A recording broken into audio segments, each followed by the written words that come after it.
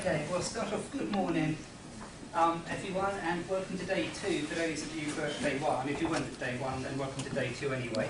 So we're going to be looking at the inside-outside of debates today, particularly as it works out in plural sort of context, so where different religions are meeting. And we're going to start off by going back to yesterday's workshop. So those of you who weren't here, it'll give you a bit of a chance to see what we did slightly. For those of you who were, you'll see how it kind of relates to what we're doing today. So firstly, what does the WRP stands for World Religions Paradigm? I said it means religious identity and belonging. And basically the World Religions Paradigm is the way that over the last few hundred years scholars in the West have come to understand, if you like, what the world's religions are, sort of how to conceptualise the idea that we have Christianity, Islam, Buddhism, Hinduism, whatever, etc., as various sort of religions. So I said they inherit what is partly a Christian conception of religion, as we saw from last time. It develops out of this Western set of ideas. So religion, I said, I put down first as bounded territories of belonging. So each one, if you like, is its own sort of separate set of ideas. So you can either be a Muslim, or a Hindu, or a Christian, or a Buddhist. You kind of sit within one, and that, if you like, gives you a complete world view. I said religion is also primarily about belief in a set of principles. So you don't have the doctrines, the teachings, and therefore religion is about sort of faith and belief. And this, I said, also partly explains the first one, that you can't believe two things at the same time, because they seem to be contradictory. So you can believe in Hinduism, or Buddhism, or Taoism, or Islam, or whatever else. You can't believe in several religions at the same time. So if I said tradition has its own set of meanings, a clearly defined set of beliefs and practices, obviously the outcome of these first two. And therefore, I said each religion is a distinct and discrete unit to which sole allegiance is required. So you have your belief in one particular tradition. And therefore, as it becomes inside-outsider, you can only be an insider of one religion at a time. Obviously, you can convert and change religion, but you can't be an insider of more than one of them.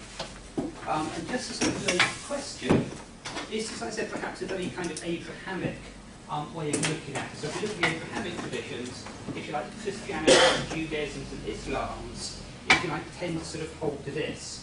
If, as we mentioned sort of last time, if you started thinking what religions were out of a different context, perhaps we'd come to a different sort of set of assumptions. But if I said it was some sort of like the Hindu family of traditions and Sikhisms, which of course explicitly says that every religion is a path to God, that Muslims, Hindus, which they're specifically sort of talking about, are all sort of, going along the same journey. And again, in sort of China, we have what is called the Sanjiao tradition, called the three traditions, where, if you like, Buddhism, Confucianism, and Taoism, if you like, are seen as regulated in different realms of life. So it's not about belonging to one of them, but if you want funeral rituals, you're going to go to the Buddhists. If you want an exorcism, you go to the Taoists. If you want sort of, rules and regulations for public life, then that's Confucianism. So, you're naturally part of all of them at the same time. I said maybe that's effective to the way the debate is looked at, but I said that's just sort of, thinking back to what we said yesterday about religions. So, we'll come on to the inside and outside. I'm going to start off with a bit of terminology which you need to know. So some key words. So firstly, phenomenology. Anybody not familiar with phenomenology? One person. Okay. Anyone, if you like, so I'm going to say a little bit more about that shortly. But yeah, so I said this is an important sort of aspect of it. But basically, I said it's a methodology to remove your own prejudices and see phenomena clearly, and hence phenomenology, the study of phenomena. Okay. So that's our first one. The next two coming out of this are methodological agnosticism to avoid making judgments of truth or falsity. I said this is something that's often been seen as part of religious studies methodology, particularly associated with people like Ninian Smart. So you don't make claims as whether religion is true or false, you simply report on the phenomenon out of there. The next one is a German term, Verstehen. If anybody here speaks German, then my apologies for my pronunciation, but something along those lines. And literally it's something like sort of understanding, or I say it's about reliving another's experience. And this, if you like, comes out of the phenomenological tradition of studying religion. You try and sort of put yourself inside somebody else's experience. So you relive what they is, and that's how you come to understand them. So that has a few key words. Another couple I'll just sort of fill up here. We won't talk about these much, but basically hermeneutics is about a theory of interpretation, and epistemology is a theory of knowledge. And you'll often get these in the literature around this. Anybody briefly like to tell me what the difference is between the two of them? Because they may sound very similar. Theory of interpretation and theory of knowledge.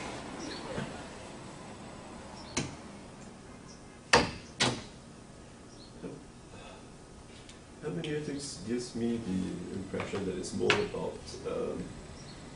about process. So it's actually a process of interpretation. Whereas epistemology is more about the applications of paradigm in retrieving knowledge. Partly, I mean, certainly I said for, yes, hermeneutics, I said it is about kind of like a process. It's like a theory of how you'll interpret. It comes out of textual interpretation. So you have a text, and this basically comes out of Christianity, so you have the Bible. It's how do you read it, how do you understand. So it's a very practical kind of idea. Epistemology, I said, is kind of a much more sort of philosophical. It's kind of like, well, what is the basis behind how we know in the first place? So it's like kind of epistemology, like kind of, it's a higher level principle. What is the, how can we come to know anything at all? And then hermeneutics is like it's about the application of this. You know, how do we interpret this particular sort of thing here? So if you like, very bad distinction, but if you like, epistemology is theory, hermeneutics is practice. It doesn't work out that, because hermeneutics has also got like theory behind it, and epistemology can have practice worked into it. But generally, one is more theory-based, the other one is more practice-based. I said this sort of forms part of a lot of the literature behind this.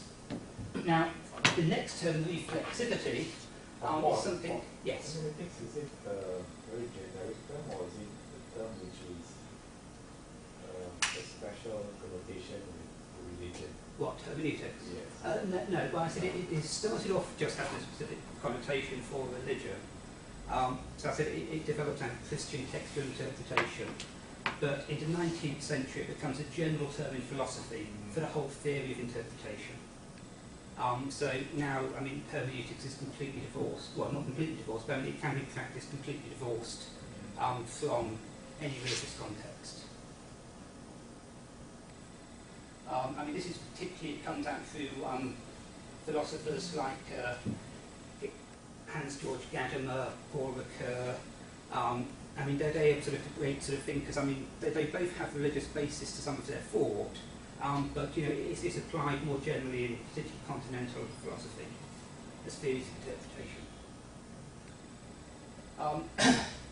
So I said reflexivity. I said it is a fairly sort of recently sort of coined term. And I put down to be about aware of your own prejudices in the act of analysis and understanding. And so to realize that interpretations are always biased. So I said reflexivity is basically what some people associate with postmodernism. Is an idea that if like phenomenology Verstehen is impossible. We can never completely understand somebody else because we always come to our own sort of preconceived ideas. So this, I said, is what is implied in reflexivity. We'll talk through a lot of the background to some of this as we go on, but I'm just giving you a few words to start with. And finally, what we're talking about today, insider-outsider, which is either fairly clear, I said, to have an insider position is to have a believer's or devotee's position. So somebody within a religious tradition is an insider, and an outsider is somebody outside that tradition, is often a scholarly sort of standpoint. Associated with these but different are emic and etic. And this is developed in theories of language and anthropology, and they're both outside of interpretations, but an emic one is where a scholar will give you an interpretation that uses the language of that tradition itself, whereas an ethic will use, if you like, external scholarly language. Now, I'm just going to repeat that, because it's incredibly important. It's even in a lot of the scholarly literature, it gets this wrong.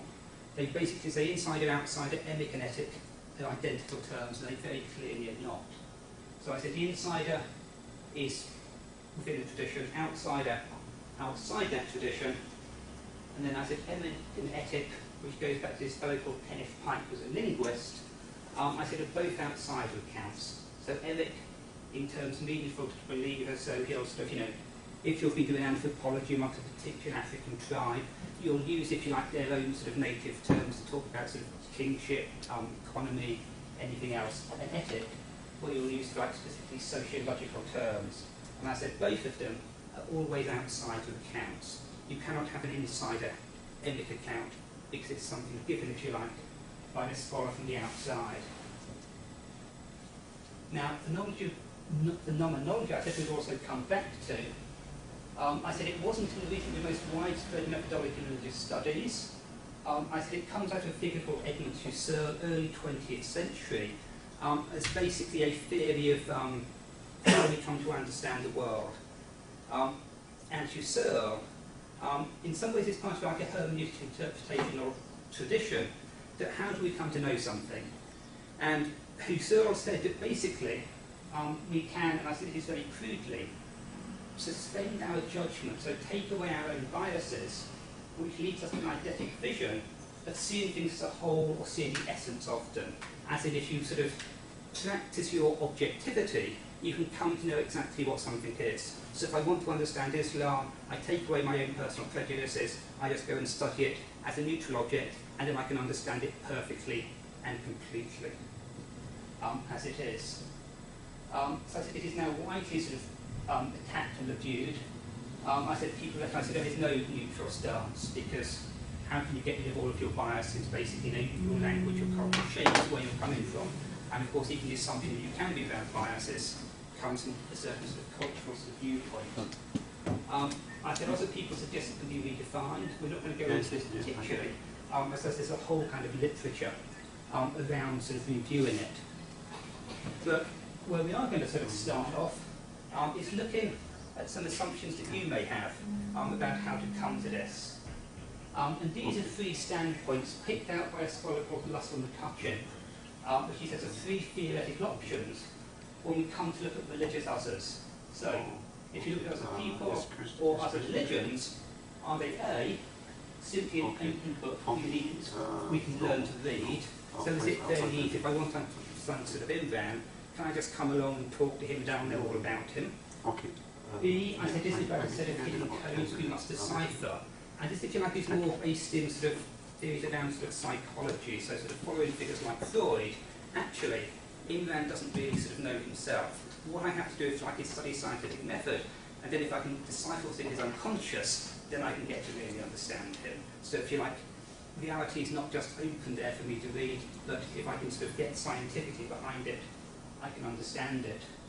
Or is it something in which we only see ourselves? So if I come to sort of talk about Imran, maybe I'll actually never know Imran, and all of my descriptions will simply, if you like, you know, tell me more about myself, and my own prejudices and biases will come out when I describe him. So, in a slightly different sort of way, basically I said, are there common human experiences which we can simply relate to? We may have to learn a few tools, but basically understanding the other is a fairly sort of easy process of coming to understand its universals. I said, is it the fact that as people's beliefs and ideas are based upon motivations? I said, we need to deconstruct as aspects of natural science. I said, you know, for sort of psychology or other methods. Or is it, I said, to impose our own sort of interpretations? And of course, those of you know, who went with Said for the whole kind of Orientalist idea, in fact, the West's interpretations of the East have always simply been about the West talking about itself, and imposing its ideas. So, I would like you to discuss with each other for a few minutes. Where do you think you would stand personally along this sort of range of sort of spectrums? Are you more an A, a B, or a C? And why do you think you would take that particular position? So, get together and discuss. Just before you do, however, you may have noticed I've got the word prejudices up here. I'm not using that in a problematic sense, but those of you who've read your Gadamer will know that Gadamer sees this as a fairly positive term. It's only because we have our own prejudices already, our own sort of inbuilt biases, that we can know anything else. If we had just a blank book, we could never understand anything else. If I'd never seen a chair before, I wouldn't know how to make sense of this. It's only because I've seen it as a chair so I can come, if you like, to know other things in the world. So prejudices here is not, I said, about, looking at sort of what's wrong with your ways of interpretation. Like I said, all of these are just different ways we come to think about the world. But which ones, I said, do you feel most in tune with?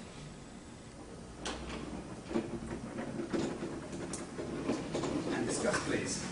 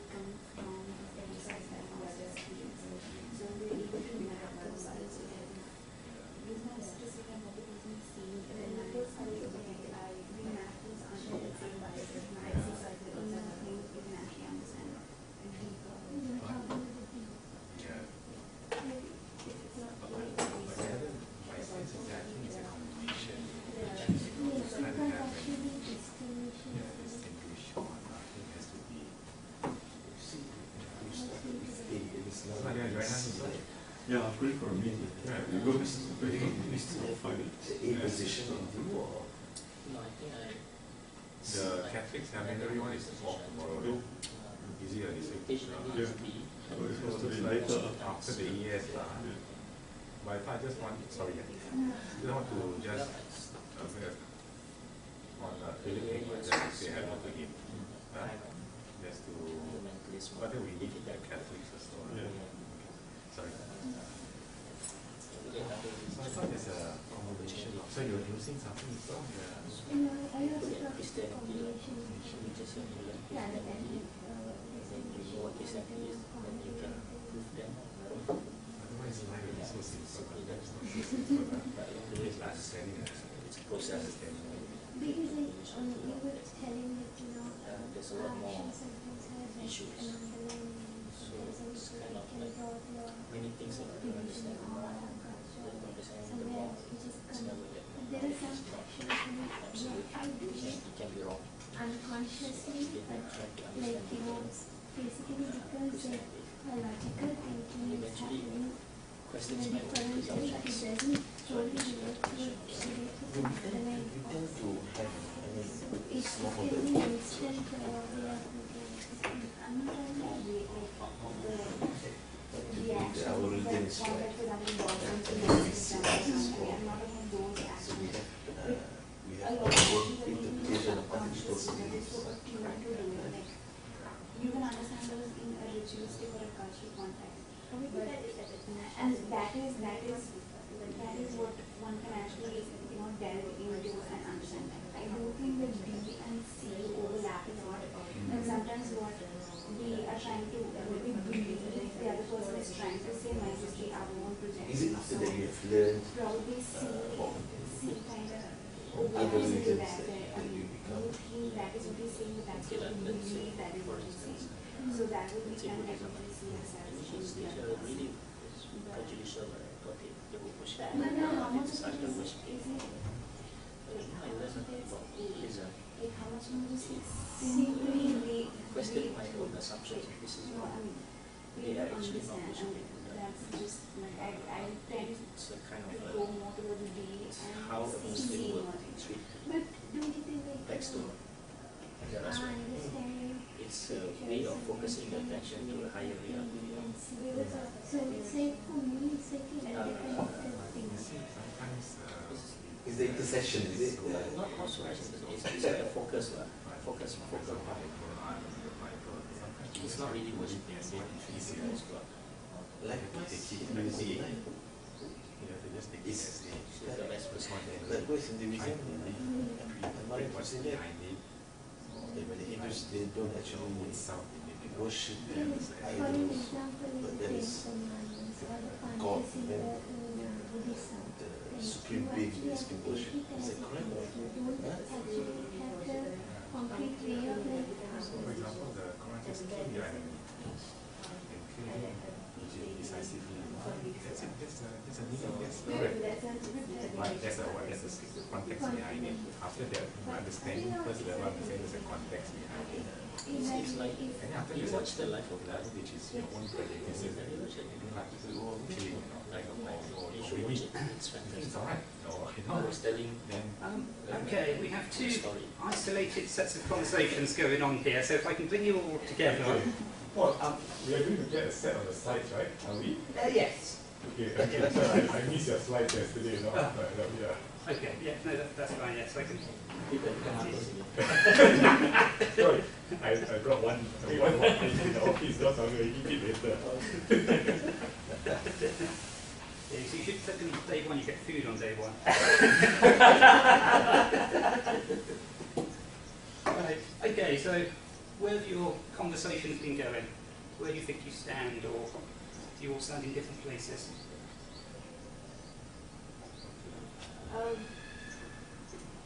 But the two things that we were discussing, A, that, you know, B is something that a lot of us kind of tending towards, that, you know, you can actually, you cannot just rely on what is said and what is apparent. You can actually, you have to delve deeper and you can connect the dots and understand, having deeper understanding of what the person is saying, where the person is coming from, and understand the context. But the other thing that we also recognize is that it would be actually wrong to compartmentalize all these three and say that we will only look at B, for example. So, I mean, this is what we were talking about, you know, when we're talking about understanding what the person is saying, we might be projecting a lot of our thoughts, and that is where C comes into play. And sometimes you just, and you also need to rely on A to understand the other religion, for example. Just read through it and see what the basic principles are. For example, the 10 Commandments. How you apply them, you just go blind, really not, but you just need to read through them. So the answer is a non-answer. The combination of all three, but I think more towards B. B, yeah, B centered. Right, okay, well, it's fine to come across all of them. I mean, there's no need to just say that only one of them will work. What about you over here? Okay, I can only share my personal experience. I think I started out as A. My younger days, I'm still young. My younger days, I was kind of fundamentalist, I call it, where I was interested in converting others to Islam, especially Christians. So I look at Christianity like an open book. You just have to understand the doctrines and everything else, so I can go to a Christian, I can convince that your religion is wrong, and therefore my religion is right. So I was in that mode for a few years, but then eventually it evolves, because when I learned more about Christianity, I discovered that there's so much things that questions my own assumptions, that it's a more complex thing, and I began to try to decipher it more by reading a wide variety. So Christianity is not a monolithic ideas that were initially represented by evangelical Christianity, so like Billy Graham and George McDowell, etc. So I discovered another side of Christianity, and I wanted to learn more about that. And then eventually I come to a position where it actually challenges my own assumptions, even my own faith position, which I felt was quite simplistic.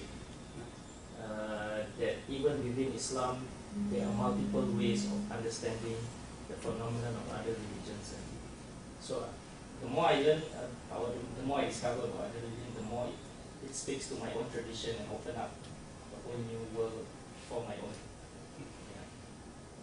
Okay. So I'm probably C. Probably C. C. Occasionally D, but then it leads to C. Okay. That's my own personal experience. I think for me, I mean, if you look at, I mean, personally, my history, I mean, we used to have this thinking from young that our own religion is right and other religions are wrong, whether they are Christians and Buddhists and Taoists. And this is also because of the environment that we have been taught in our kampung days. Maybe and the Quranic verses that Islam is only the accepted religion, and we will reject. We have our own interpretation of other people's beliefs. But I think over the time, when we learn and when we, begin to discover more about other people's beliefs, I think we know that there is some sense of truth in their belief, and this is also been supported by some of the Quran verses which we did not discover earlier. When Quran talks about the universal values, humanities. So like Imran, I think I'm in C. Yeah. I'm definitely a B as well. And I think maybe does B, the option B, allow for a lesser chance of prejudice because of that scientific testing, where I can then put aside what my biases are, while the other two are open to interpretation. What do you think? Is B less likely to be biased? I don't think so. No, I support B, but and that's why I think that's why I believe the B and C somewhere do intersect, because the difference between social sciences and actual practical sciences is that we really cannot isolate things. Even when we are studying a religion, we're studying a person, we believe we know where we're coming from, and we really do not all the time know where we're coming from. So, and I think it's a huge problem if you believe we're coming from a scientific, background, and then we able to project and say that this is what the other is. I think that is probably we entering murky waters then. Right. Maybe A and C are actually kept for introspective purposes, and B would be a bit more when you want to generalize it to a certain sample of population. That's when it might work. Okay. Possibly. I said there's no maybe universal answer, but just a few thoughts. I said C. If C is correct, the problem is we could never know, because how can we always know that we're misinterpreting somebody else unless we actually interpret them correctly? So, I don't think you can entirely sit within C if it just becomes entirely incoherent. Yes, sometimes you may be projecting yourself onto other people, but if you like through reflexivity and awareness of your biases, you can come to know about this.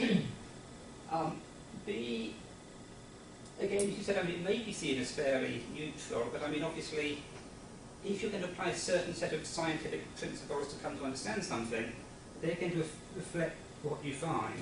So, for instance, if you use Freud, everything is going to come down to sex.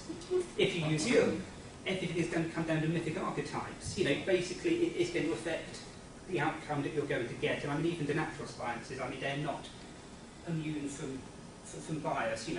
If you're asking a certain set of questions, you're only going to get certain answers back. So, again, that may not also work.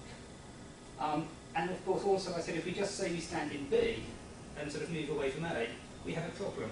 Suppose you see someone who's just been run over by a car, and you say, well, is he really in pain? Why is he lying there? Maybe there's some sort of inner psychological motivation I have to get to here. It's not what's used to. Clearly sometimes it's clearly you can completely read other people who clearly and openly as an open book, just out of common sort of human experience. So maybe under sort of certain circumstances, you said, all of them might be needed, but certain times, certain places, to get to certain bits of information, you may need to apply different aspects of this.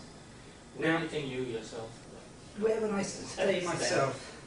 I'm probably more inclined to an A with bits of B and C as needed. So an assumption that, that there is something sort of universal there, but, people aren't always clear about what they want to say, so you have to get behind it and be aware that often you are projecting yourself when you're trying to interpret something else. And of course, A is a completely naive and ridiculous one, which everybody doesn't like because it just sounds too silly, but I think there's just too many people who've seen B just sit there. But that's again my own personal prejudice in this. So we'll come down and sort of think about this as in relation to religions. And again, I'm going to ask you to sort of go through and discuss a couple of sort of points on this. I said sort of three questions. I said, can someone in a particular religion ever understand someone in another religion? I don't mean this at a very basic level. I mean, if they say, what do you want for tea, if they can understand them back and forth. But I mean, can they ever understand, is some people get over this experience? Can someone from another religion come to understand, what is important about that tradition to them? I said, can outsiders understand things better or more clearly than an insider? If you like, if you're within a particular religion, Christianity or Judaism or whatever, are you always, sort of biased and going to see from that perspective? Is somebody outside, if you like, capable of coming in and looking neutrally at it?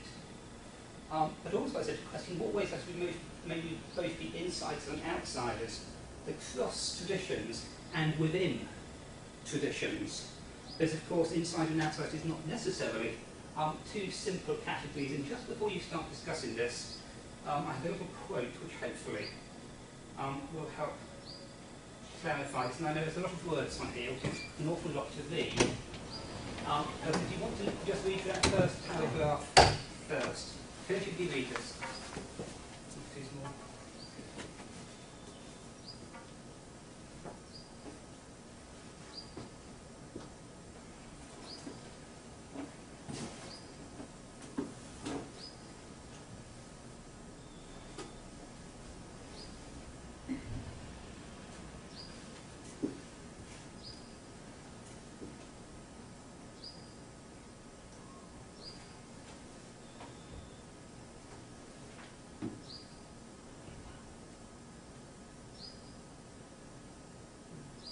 First paragraph.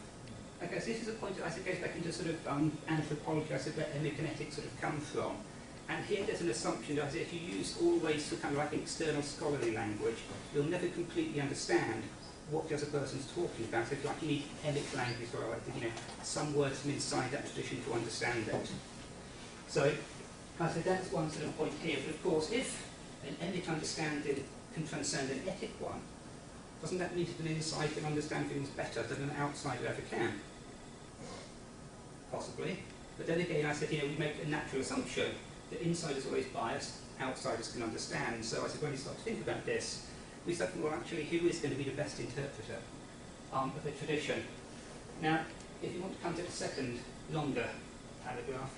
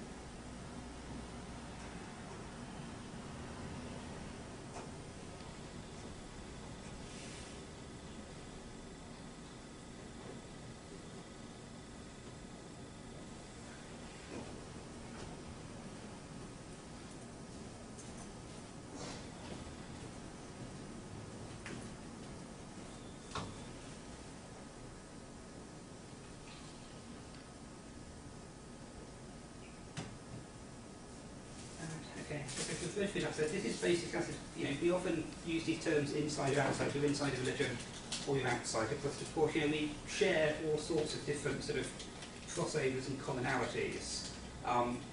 And Jeanine Hill Fletcher, who's an American feminist theologian, kind of sort of makes this point that sort of sometimes, as a female Christian, she can sometimes talk to female Muslims or female Buddhists, and they will share sort of, a certain sense of commonality that comes, if you like, from perhaps being women in patriarchal structures where, they can understand aspects of each other's experience within that religion, which, like Nadian Man, won't relate to as well.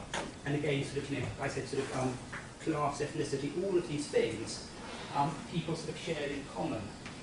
So I said, his second point, I said, I mentioned a religion called Santiago. You may not have heard of it, but I can tell it's a fusion, I said, of Roman Catholicism and African traditional religions. It's sort of developed by the sort of slaves who were taken across from Africa to work in the colonies, in particular I think in Cuba and also Brazil. It's quite big these days. Now, I said, in terms of coming to understand this, maybe an Italian Roman Catholic priest, although I said Santiago has an awful lot of Roman Catholicism in it, maybe he won't be in a very good position to understand it. But another person, perhaps a Muslim, who's also a black African slave, may kind of understand the dynamics behind it better. So I said, we've made a sort of distinction as an inside region, outside it. I said there's a lot more sort of, I said, dynamics, obviously, in terms of who or what is an insider or an outsider. Is that all fairly clear? People nodding generally. Okay, so I said I'll go back to the questions. I said, what I might do is come up with a few examples. So go back and discuss again and think of some examples for each of these. Yes. So you're an anthropologist. Yeah. So basically you are taking the emic approach, right? Well, so both emic and etic. You'll use both. Both, right? Yes. Because you go into that culture to understand. Yes. So that's why we have the anthropology to understand the region. Yes. And how do the question is whether it's an effective way of understanding, the region via the anthropological approach. Yes. Well, anthropology has come and enriched it. Traditionally religious studies, if it's done from a more phenomenological or sociological approach, it'll tend to assume, if you like, that an outsider approach, an etic approach, is always best. You basically come along, you understand the other person as a neutral sort of outsider coming to them. But obviously, as I'm an anthropologist, because obviously the part of what anthropologists do is, it's sort of in-depth sort of field work. You live alongside another community. And basically, kind of, sort of anthropologists, again, they started as assumption that, me as the Western, normally male, outsider, I can come along and understand these other people. And basically, as anthropologists, they realize, well, actually, that doesn't work. If I want to understand these people, I have, if I also to learn their language, to speak in their terms. And in fact, that's then fed back into study of religion, because religious studies is very sort of interdisciplinary. So you get anthropologists, sociologists, psychologists, philosophers, theologians, historians, and everyone doing it. So it's kind of, then sort of fed back to religious studies more generally. Actually, maybe the external outsider approach isn't always best. Maybe there's stuff you can learn. So yes, it's not so much a question, if you like, are emic and etic both useful? But if you like, which one is more useful? And of course, if an emic is useful, does that mean that the outsider is always the best interpreter? Will there be things which only an insider can ever understand? Which of course raises all sorts of other questions. Because if it is true, then you need a Muslim to teach Islam, a Hindu to teach Hinduism, a Christian to teach sort of Christianity, which of course goes against much of the Western assumptions as to how it actually works.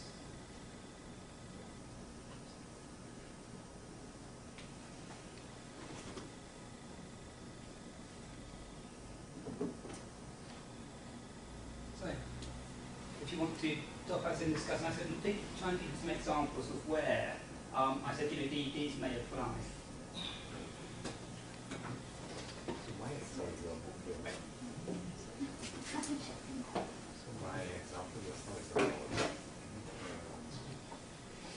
killing, bloodshed and violence, which many religions and secret things talk about them directly. Quran. What do you think? During the Madinah days of the Prophet's life, part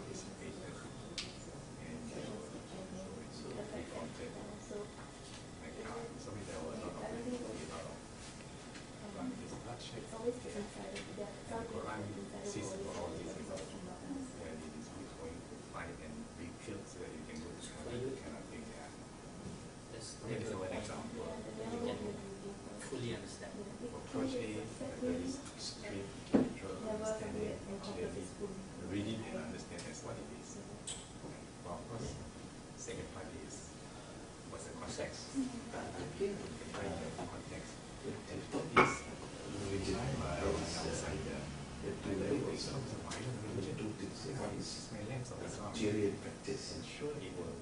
Theory is knowledge of activity. And practicing the religion is two different things. For example, when I was in the UK, because I studied, this is just very good example. I studied in the Institute of Arabs, and most of the scholars, RSIS, without knowing when Quran was issued, what was the context, the hadith, all non-Muslim of that, experts. how is it applicable, and over the years, For example, my how it's supervisor applied. himself, Because an Professor outsider might is a not professor of take the Arabic text studies as the be all and end of fake jurisprudence and Shiism. or she, and actually go through. So, he has a lot of knowledge that he can read. As an outsider can be He has better, knowledge. but But there are problems but- when it comes he doesn't to that. practice it. Because, like, So, a word, it can knowledge he can literally understand. be, it can be Religion translated is also literally without, to some extent, losing the essence. I think that And that is when a person who's in my that that's what you culture said. was born in What do you think? Yeah, I agree. is, I think you there know, are actually, two that levels is when that in was the in cognitive our level. hand. If it's just If I were basic, to okay, let's say translate the Quran or Islam or any story states that also it's into believing English, one God. a lot of Everyone the can essence of understand. the I mean, nuances there's will be no lost. other way of understanding it, right? And It's that obvious now. makes it very difficult But for if you're the talking about outsider faith, to understand what that belief means to that person, no one can understand. It's very personal, have that pros and cons. right? Something to do with your relationship or the person's relationship with the divine being. With In relation to that concept. Okay. But if that's the case, that means it also varies within the religion. I will never be able to understand, even both Muslims, never be able to understand how you relate to God. Because it's something very personal to you. Okay. In that sense, yeah. Well, I tend to disagree in some sense. Okay. Both of us are Muslims. We both of us pray sometimes.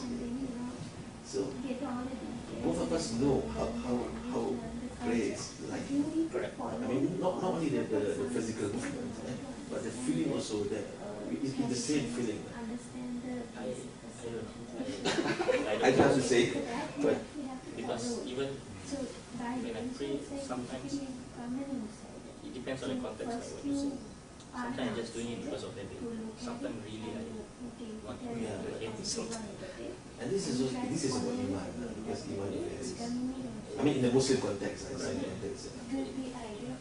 It's just something very personal. Very personal.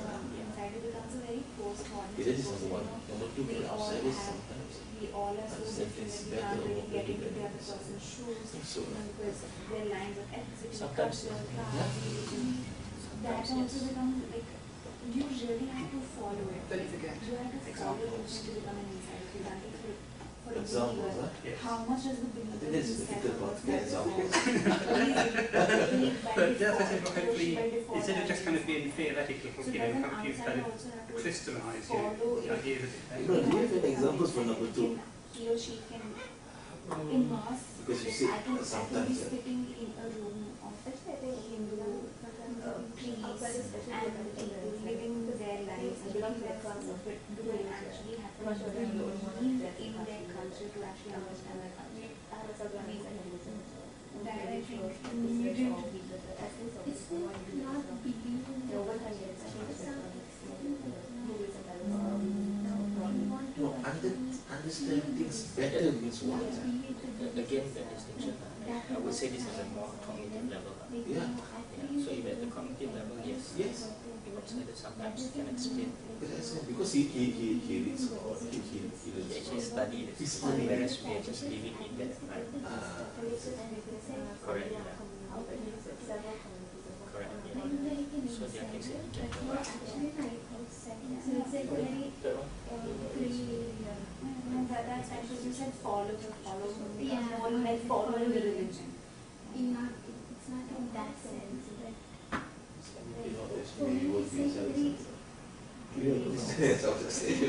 Yeah, when we study religion, yeah, But at the same time, you also practitioner. So It's all about how So, extend. yes, it's a, Speaks actually immerse themselves.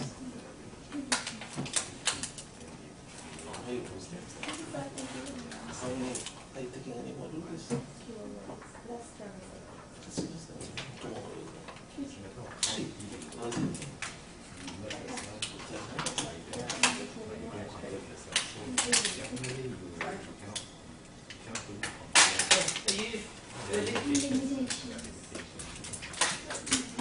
Are you done, or Yeah, do we okay. discuss it now? Oh, Okay. yeah, we can discuss the whole day. Okay, if I bring you together to see kind of what examples you'll come up for these. So I said the first one about understanding and across religions. Is this possible? No. Yes. No, it's not possible. It's not possible? Not possible. And any examples to help?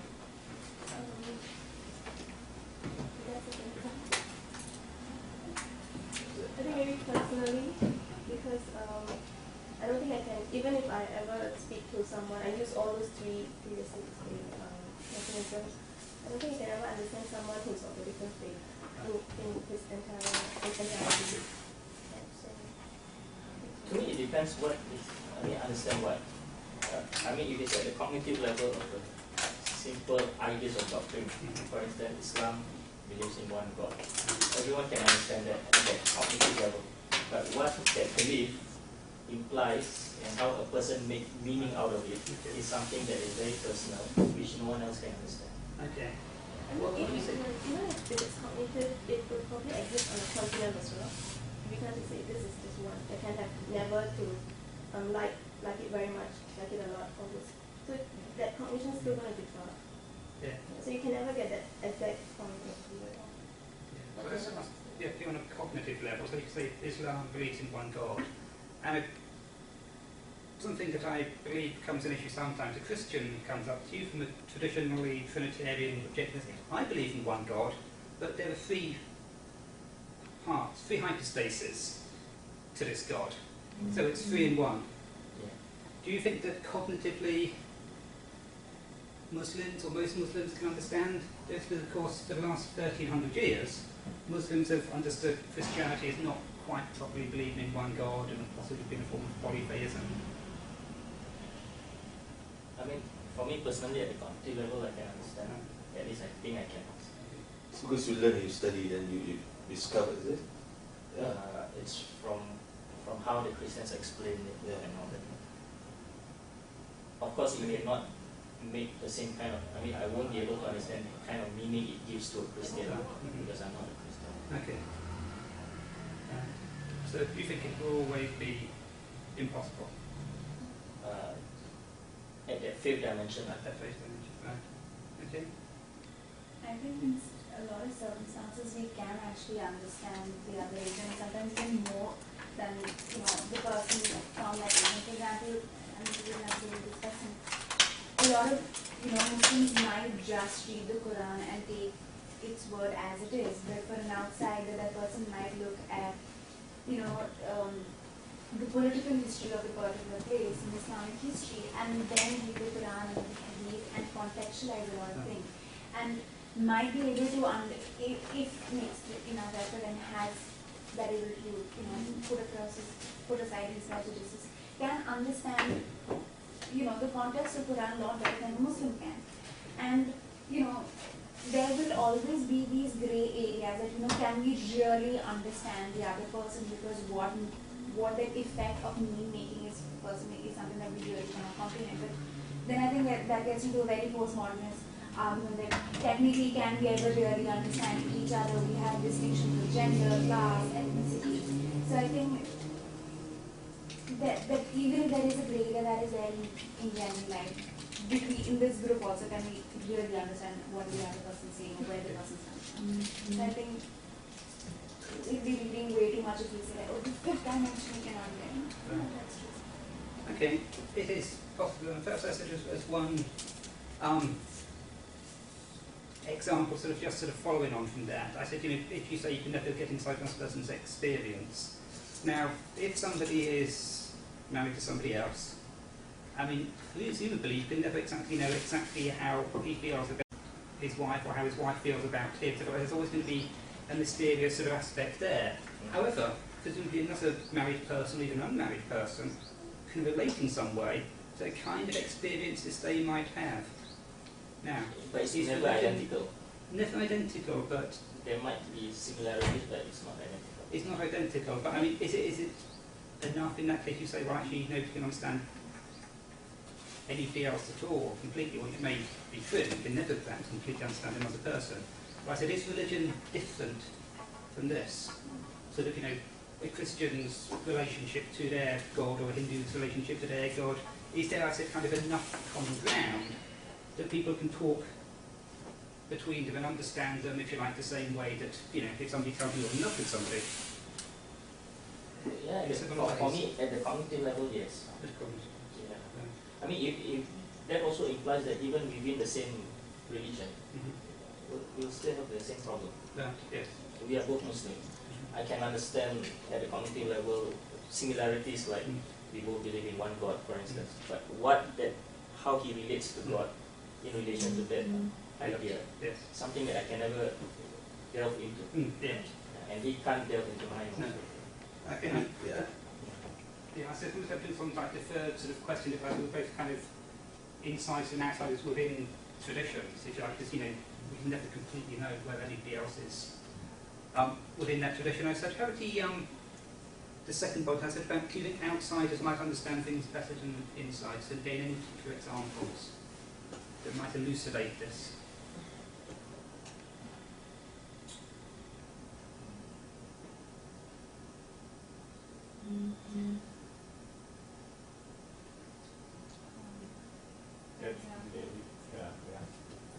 For example, an outsider who's looking at the Indian caste system, for somebody within the caste system, it might be a very religious hierarchy that's been established. But for an outsider, they might be able to look at it as a political, devolution of power and holding on to power. So I think it's perfectly possible for an outsider to understand.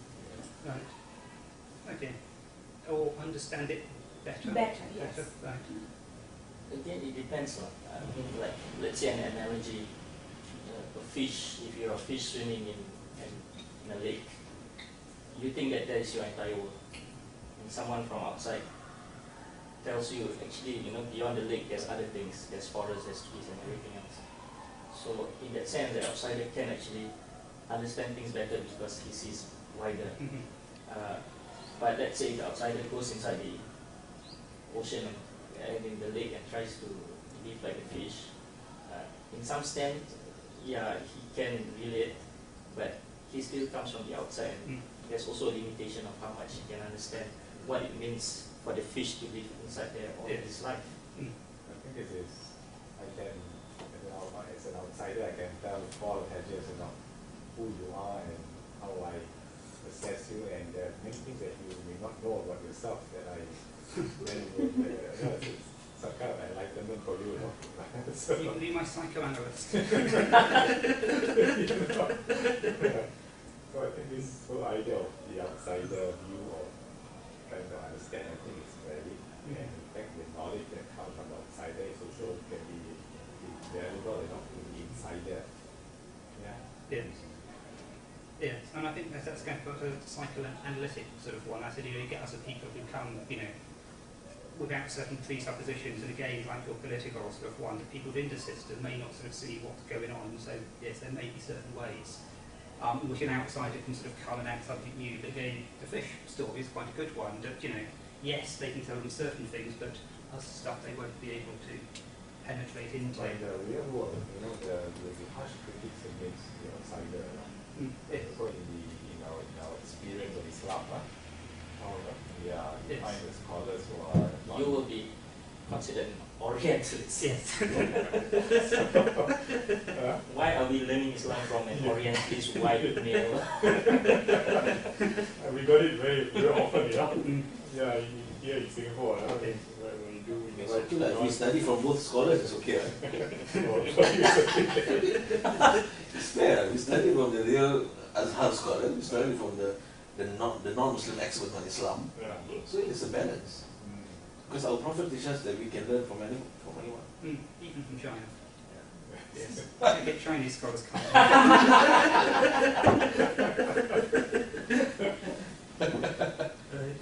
Okay, so we've already touched upon this last bit. I said about being both insiders and outsiders. I said across traditions and within traditions. Any thoughts on that?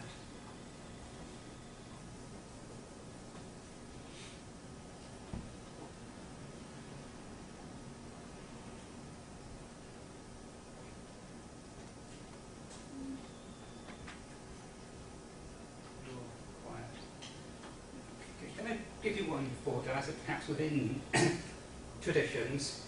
Suppose you are a Christian and you go to church every day, or Roman Catholic in this particular example, and you're fully an insider, you turn up for Mass every week, you go to confession. However, you're not a priest. The priest is the only person there authorised, if you like, to stand behind the altar or in front of the altar, whichever way they do it, and say Mass. If you like, his experience would be very different from that of the lay person. So again, as we talk about insider experiences, is the priest more of an insider than the lay person? He's higher up inside the hierarchy, he's got a different sort of experience. So does that give him like more authority? I mean, in some ways, obviously, it does a teaching authority for the Catholic Church, but does it make him more of an insider and the other person less of an insider? Which, of course, raises all sorts of questions as to what we mean by these terms. So that's, I say, just one example of that. Any thoughts about that, or other examples of what might be involved?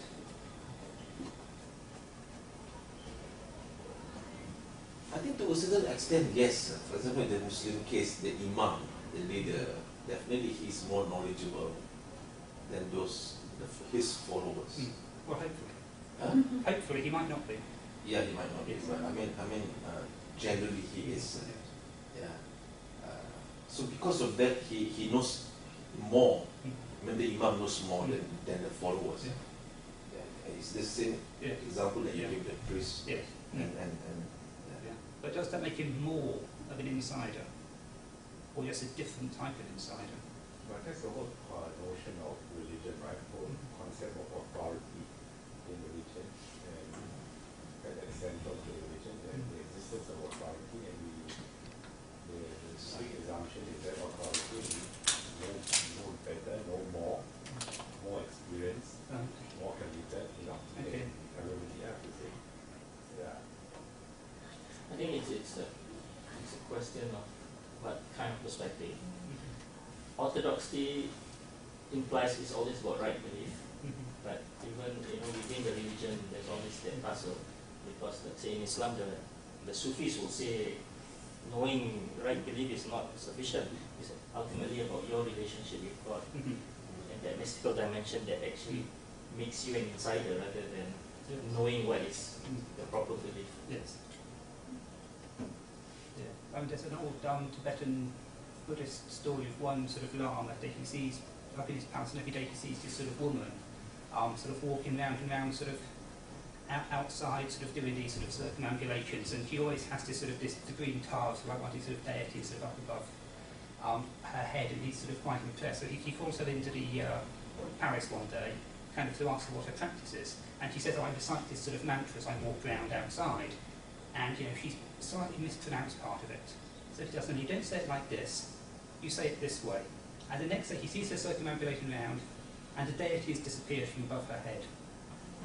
It's obviously, she's now worrying about these words instead of getting the right sort of relationship with the deity. So there, the knowledgeable person, again, sort of like your example, is maybe not the insider. He's the authority figure, but the other person's got that particular sort of belief and the personal relationship there. So again, I said it kind of questions these things. So I said yes. I mean, maybe the priest or the imam seems more knowledgeable, is the infounder, but actually. But if you ask whether the imam or the priest is more of an insider rather than the followers, then again you need to understand what do we actually mean by insider here. Yes. It's difficult. That's the question, yes. Of course, more, as you said, more authority, more knowledgeable, but more insider. I mean, we still can't grasp what do we actually mean, or you want to understand I'm like what glad insider you in this can't. particular case. Grasp what it means. It possibly doesn't make any sense. It's like yeah. Both the imams and the followers, they are insiders. Yeah. Yes. So in other words, all of us must be humble. The Sufi. You know? Humility is the way to go, central in religion, humility. Yes. And in scholarship, admitting you don't know things. But this insider outsider thing is just an example of one of the frameworks, right? Yeah, it's for us to just a framework, understand yes. Yeah. the religious other. Yes. Huh? Yeah. But I said it's also kind of realising that it doesn't always sort of work All this work, yeah. as a system. So I said, again, That's good an framework. anthropologist, someone who's like sort of lived with a community maybe 20 years, living inside them. I mean, in that sense, are they still a scholar, the outsider? Because if you've been living with these people, who've been doing their rituals, who've been doing their traditions for 20 years, how do they become an insider as well? One thing for the insider is that the role of the mind in terms of its relationship and the role of inspiration, the role of guidance, that you get inspired, you get guided, and kind of enlightenment, and you get some knowledge, which is far more valuable than you acquire through cognitive methodologies, the outsider. So I mean, you can argue that once you're an insider and you become very much inside, and you get the inspiration and the guidance, for very devout followers of the religion, then maybe you can argue that it's more insight than other insiders, you see. Yes. But the question is sometimes he can be delusional also, thinking that he has all this wonderful. Yes. But it's just his own. That's the problem that even an insider can be. Right? I mean, the person who thinks that by reciting scriptures or reading those, you are devout and you're inside, but probably you're not really immersed yourself and you haven't really concentrated on your relationship with God, but just in following the rules and the rituals, something that becomes very mechanical. So you can be, and that's how you can be inside, but technically still outside, because Yes. you're really not experiencing it. Yeah, but that's assuming that you have to experience something. Why can't you just do the rituals? Because some people, presumably, have a richer sort of personal, devotional life, have wonderful mystical. Does that make them a better person inside that religion than someone who, daily goes to the temple or to church or the mosque and does their prayers, but doesn't kind of have any great experiential, things? I mean, for me, you'll never be able to know. But that's why by the fruits you show, it's the consequence of their belief, whatever their faith is. So you can look at personal dimensions. Okay. Well, this is probably a good point if we move on to the first case study, and then we'll take a break after that. In our first case study, and I'll just skip over this, is taking us to Paul Williams' Unexpected Way, which is the name of this book, of which it's part of the cover. Now, Paul Williams is an English academic. He's a professor at the University of Bristol. They're professor of Indian and Tibetan philosophy. Now, he was born in Exeter. He went to University of Sussex to study philosophy. And at that time, it was one of the few places in the country where philosophy didn't simply mean a bunch of dead white people from the Greeks up to the Germans. It also included sort of Indian philosophy as well. And this sort of led him into an interest of this. So he went on to Oxford and did his doctorate in Indian and Buddhist philosophy. Now, alongside this, I said we have a religious journey, where, like many sort of English people, he was brought up as an Anglican. He went to his local church, he sang in the choir, but around about the age of 16, he left the Anglicans of the church. And then some years later, partly as a driven study of Indian philosophy, he's led to Tibetan Buddhism. And for around about 28 years of his life, he's a Tibetan Buddhist. However, some years back, just before the year 2000, he decides to reconvert to Christianity, and this time he reconverts to Roman Catholicism. And as I said, he's written his book and done quite a few other talks around his reasons for making this sort of conversion back. Now, a little sort of short narrative on this, I'll just let you sort of read it, a bit of description about this.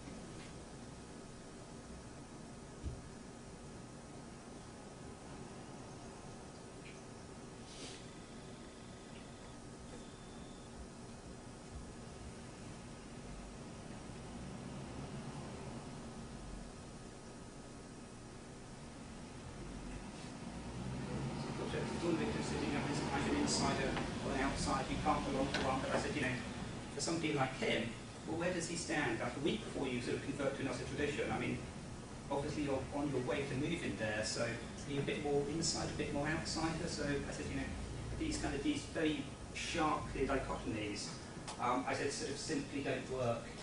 And I'd like to discuss a little bit about this. Just before we do, I'll look at some parts of the interview with him. But some of the questions I'd like you to sort of think around is one I said, does being a convert or believer give you both insider and outsider perspectives? So can, if you like, you speak as an insider from both traditions, even when he's gone back to another tradition? I said, does it make sense to be an insider to do traditions? And I said also, in what ways are you an insider and outsider when it comes to studying another religion or another religious group? So I said, as an academic teaching Buddhist philosophy, I said, how do you think his teaching changed before and after his reversion to Catholicism? So when he was a Buddhist, teaching Buddhism in a secular university, was he teaching as an insider, emic and outsider? But when he becomes Catholic, does that change the way he does it? But I said, I'll show you a few clips from the interview, which I've loaded up here. I then succeeded in reading. Still on my bookshelf, and I haven't quite yet succeeded in reading. But I'm getting round to it. But so, yes, I find it terribly interesting you say it's amazing the way the Lord works, because I drifted away from Anglicanism. I no longer considered myself to be a Christian even. I was specialising in philosophy and specialising in Indian philosophy, and then moving over and specialising very much in Buddhist philosophy, and particularly Tibetan. And I became a Buddhist in the Tibetan Buddhist tradition, the same tradition as the Dalai Lama. I became a Buddhist in the Tibetan Buddhist tradition around about 1978, and I was then a Buddhist for about 20 years. And now, one might think, I mean, I think Christians might think, fellow Christians might think, I'm glad to say now, how tragic, how sad. You know, he drifted away from being a Christian and became a Buddhist for 20 years. I'm not so sure about that, actually. My feeling now, I may be wrong, but my feeling now is that if I'd remained an Anglican all those years, given the changes that have occurred in the Anglican Church over the last 20 years, I think by now I would probably be very, very uninvolved, lapsed, uninterested. What happened was that I gave up being a Christian, but I became very involved in religion and philosophy and in practicing as a Buddhist. As a Buddhist, I used to lead Buddhist retreats. I've taken part in... Okay, I'll stop that little clip there and show you another clip. But then after he said, you know, although he leaves Christianity, maybe in a sense it makes him more religious, which is odd. It leads him back.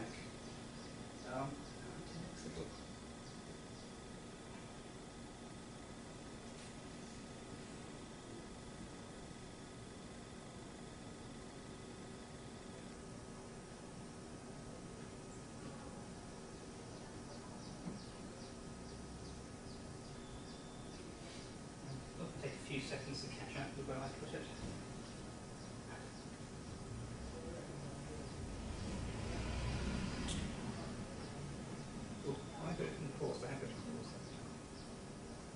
at Littlemore, where John Henry Cardinal Newman spent his years kind of between his deeply committed work in the Oxford movement, renewed authority on Buddhist philosophy. But as we just ended the first part of the program, he talked about making that first journey, that first step from Buddhism into a belief in the reality of God. I mean, that in itself changes so many different aspects. Look at science, look at the world, look at yourself, who you are and what you are. Yes. But it doesn't necessarily mean that you're going to be a Christian. I mean, where did you look at that point? Did you look back at your childhood faith? Yeah. Okay, well, let's just take this in stages. First of all, I want to underline what you just said there about how coming to believe in God is radically reorienting. It really does. I mean, I think that people who have been brought up believing in God don't always realise what an incredible thing belief in God is, and how very different you are if you believe in God from the people who don't believe in God. And since Buddhism is a religion that doesn't believe in God, how very different you are from Buddhists, the way Buddhists see things. And when I came to believe in God, and there were a number of stages in this, but when I finally came to believe in God, everything was reoriented. It's as if I was picked up and sort of shaken around and put back down again, and everything looks completely different. But you're absolutely right. Believing in God doesn't make you a Christian. After all, there are many religions in the world that believe in God that aren't Christianity. One thinks of Islam, for example, who Judaism. So if we look at this in terms of the logical stages of my journey, and I... Okay, I've finished that as an sort of next snippet there.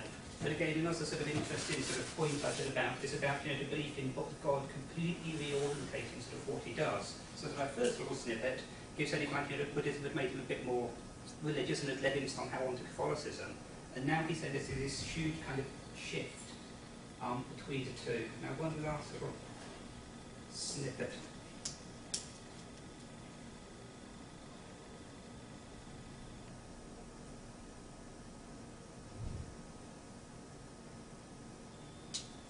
Has being a Catholic changed your understanding of religion? I mean, we talked about before a religious practice. Now we have a religious practice.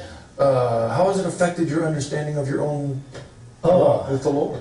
Absolutely, I mean, absolutely wonderful. People often think, Christians who know that I was a Buddhist for all those years, often think that I must be interested, my own Christian practice must be mainly interested in things like meditation, Christian meditation, and still sitting cross-legged as a Buddhist and sort of reciting prayers or whatever.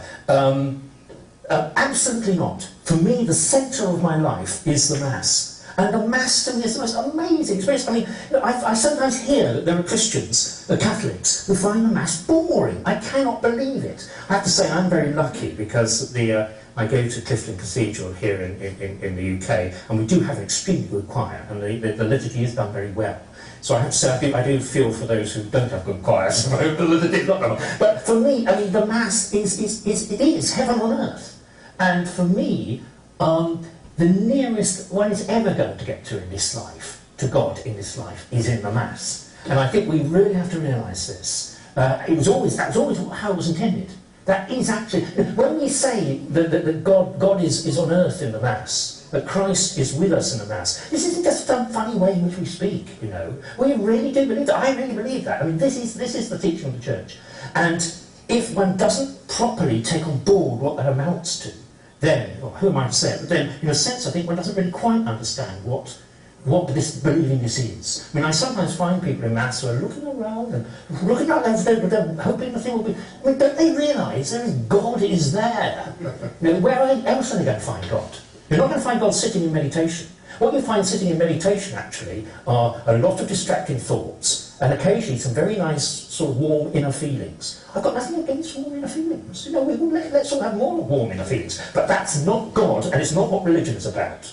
What a journey from Buddhism, in which you have religion without a God, to believing in God, to believing that you receive God on your tongue, the reality of your Creator. I imagine that's why some of your friends thought you were out of your mind. Oh, absolutely, yes. And I like being thought to be out of my mind, because you see, I think the Church from the beginning was thought to be out of its mind. Now, I don't know if that's a good place to stop, the Church being out of its mind, but that's... where we come to a stop. So I'd like you to go back and I said sort of think about this kind of this insider-outsider question. I said in relation to sort of Williams as an example, as in, is he both an insider and an outsider to both traditions in some senses? I said also, how about him as an academic, sort of teaching these traditions? Where do you think he stands when he is teaching between them, when he was a Buddhist and now he's no longer a Buddhist? So once again, if you want to, we now have 2 groups of 4, it's fantastic. So you want to get into little discussions.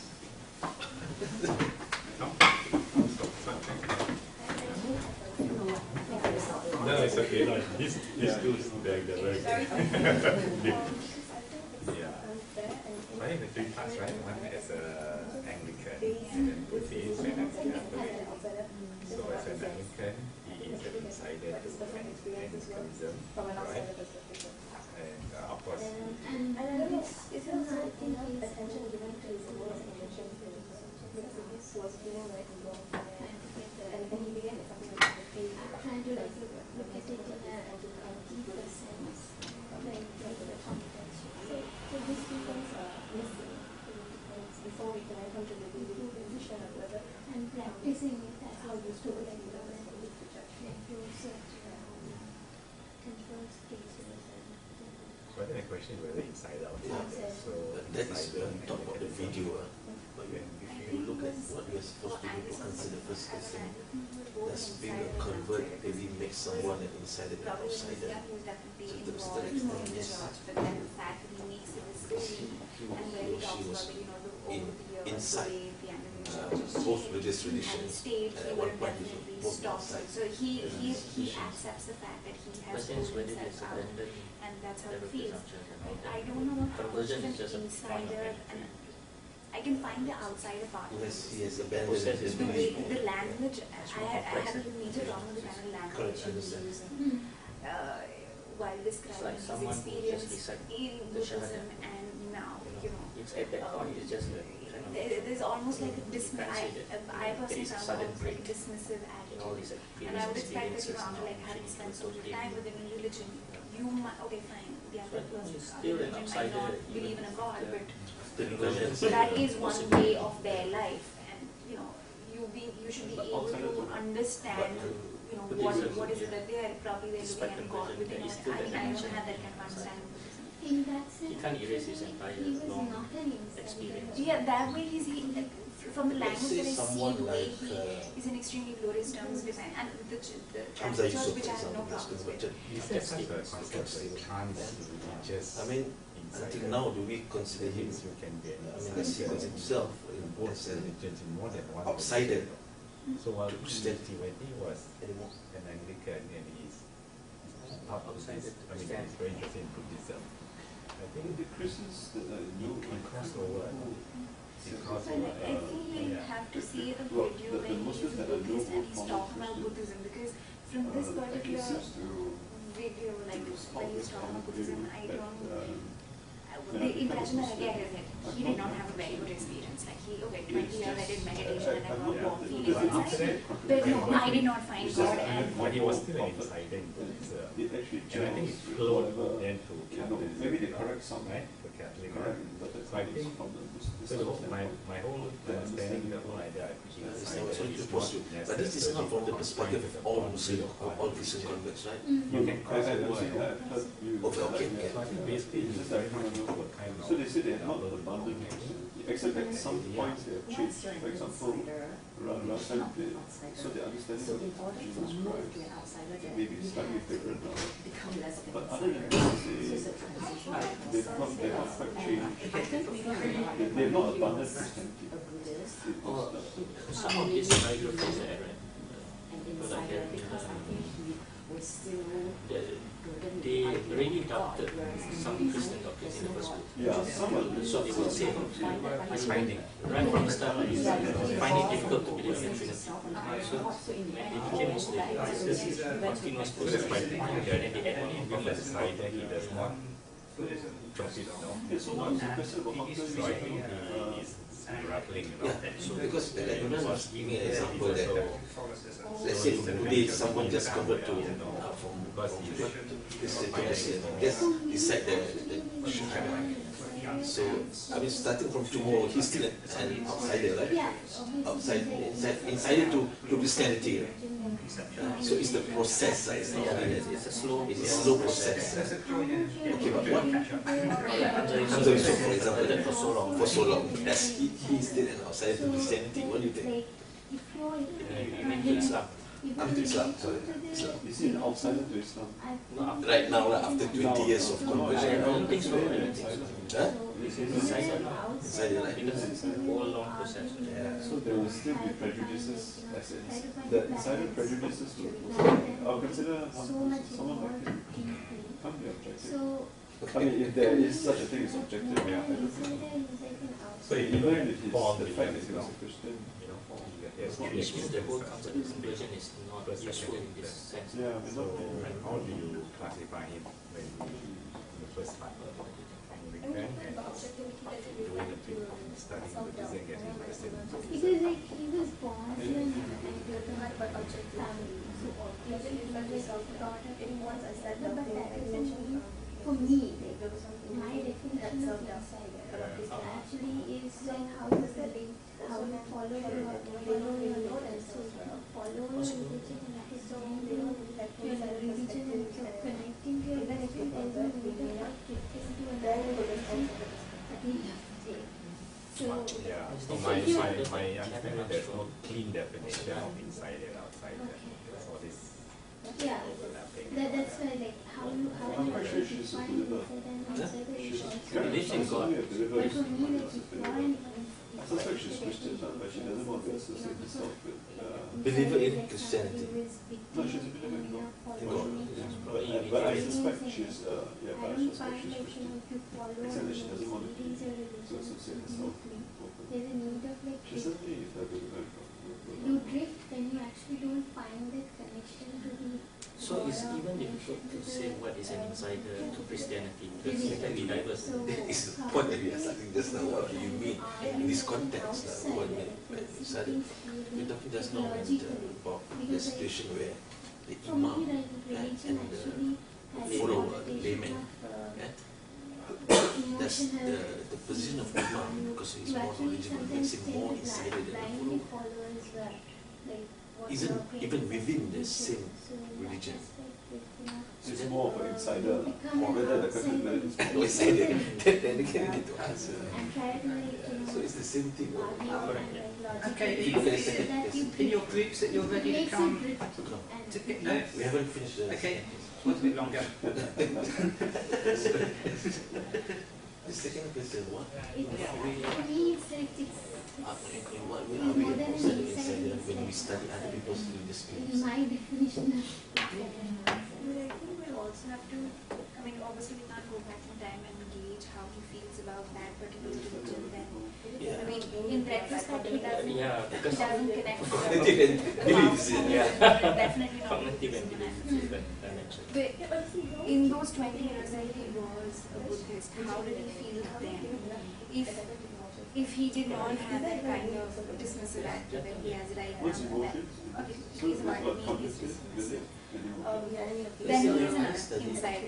But if this is the same We are outside. mindset that he goes in, then okay, I might take the environment If you outside no, or depends lah. because they don't If feel that, for me Well, then at the he's- cognitive then level, he is an outsider. you can know more than Christian, And for there instance. could actually be a But person who you may is never a Catholic be able to. Can you be an or insider? any When you from study any other Christianity, religion and is let's say I'm studying Muslim, your can I be religion, an does insider? not believe, When I mean, of course, when I continues study to Christianity, I'm an believe outsider. his own religion's But teaching. can I be an insider But when can I still say, be an let's say I insider really in the do sense that PhD in the fact Christianity, can I that, be an you insider? know, he's You willing must live your life as a to Christian. understand your way of life. So the fact that he is So again, two levels are without cognitive and belief. Yeah. really believing in those principles, that is what makes him as an outsider, even though he's technically a Buddhist. Yeah. I suppose you must get to whichever particular tradition of makes Christianity. sense You for must get me into the because I'm routine, a the Buddhist. routine. I don't follow Buddhism Yeah, as it's like, a how would I use for one me it's a practice? philosophy. Mama, does So like how much then he was Lebanese, I connect to my Christian, religion, Muslim, Was a Muslim. Muslim, even Christian, if non-Muslim. he's Oh, I use actually it. It's a great known He's as still a living in Temple. because That it's old man who doesn't came say here. that if He was Christian. I mean, he was Muslim, Christian. But unfortunately, it's no big deal. I suppose because culturally in Lebanon, not when he very he difficult. was he's still thinking about God. Right now he's a devoted. But he But was now he's a devoted Muslim. not He's a happy, Hafiz. not satisfied. So Hafiz, yeah. But he was a Christian. right? Was a Christian. He was a Muslim first, Christian, and a Muslim. For about 2 years. It's just like this 4 million. Yeah. My sense is that he's still The inside one thing I noticed though in terms of another religion conversion, which believes in God, and in this case he's like, choose I think it's easy Catholicism for because maybe he for the Islamic religions to Anglicanism, convert. yeah. So It's also in easy that for sense, Christianity to adopt it's not Buddhism. clean cut for me, like, you know. I That mean, decided the is little I like suppose that. bound by But it may not rules, be you know, easy and not Buddhism, but easy. you still look outside. That means to me it's basically the believer. I think so. What Because he wants. Buddhism, I know how it's rationalized. What Muslim? Conversion from Islam. Conversion from Islam. Christianity. From Islam to Islam. Sorry, not from Islam to Judaism. not Islam. Huh? No, from Christianity to Islam. He may not be good example because he's seen Yeah, I think it's not that it's From what to what? Yes, from Christianity to Islam. Christianity is not Some of the concepts are called because it's But for them they that's just really like, I rationalize mean, it slightly he different. may not even have dismissed Buddhism. Then you have it. He may Islam to I Christianity. think this Yeah, Not that. Christianity is slightly, because slightly more difficult. there are But that's assuming your Christians conversion who is are carefully I can considered ask not for just you. a drug for Christians. Ready now? assuming you want to be intellectual. Come together. It's a bit Yeah, more we don't have answers, but we can We don't have to try. care this time. You shouldn't have answers. Right. I mean, Okay, so if you'd like to share your wisdom of each What other. aspect of the concepts then? Different Trinity. They're still because of in their discussion over there. the But yeah, so if you want to see what everyone to be discussing. So what are we starting this time? Shalini, was it? We discussed a lot. But we shouldn't know what to discuss. We shouldn't know what to discuss. As an outsider, we believe you. As an outsider, we believe you. We do differ on whether, for the first question, whether being a convert can give you both perspectives or not. For me, I was just asking if emotions play a part in this, and is it also important to look apart from what the person is saying, look at his perspectives, his personal experience, and what actually led him to the conversion. So would that actually play a role in then coming and deciding whether these perspectives can actually help decide whether inside or outside the works? It's always a continuum of experience. So conversion is just a small ritual process. No? Like if a Muslim, a non-Muslim recites the Shahada and then became a Muslim, it doesn't mean that suddenly he becomes an insider, because he cannot deny the whole entire experience that he has lived as a Christian for so long that it will inform certain ideas. But like the case of Hamza Yusuf that you mentioned, after so many years of conversion, probably that changed, that he is now can be considered an insider.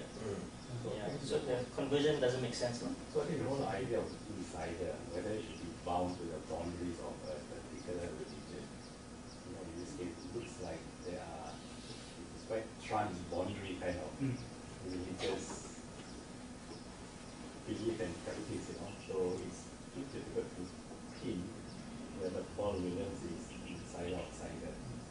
So I think it's basically a continuum of what he wants in terms of religious experience and where he gets it from.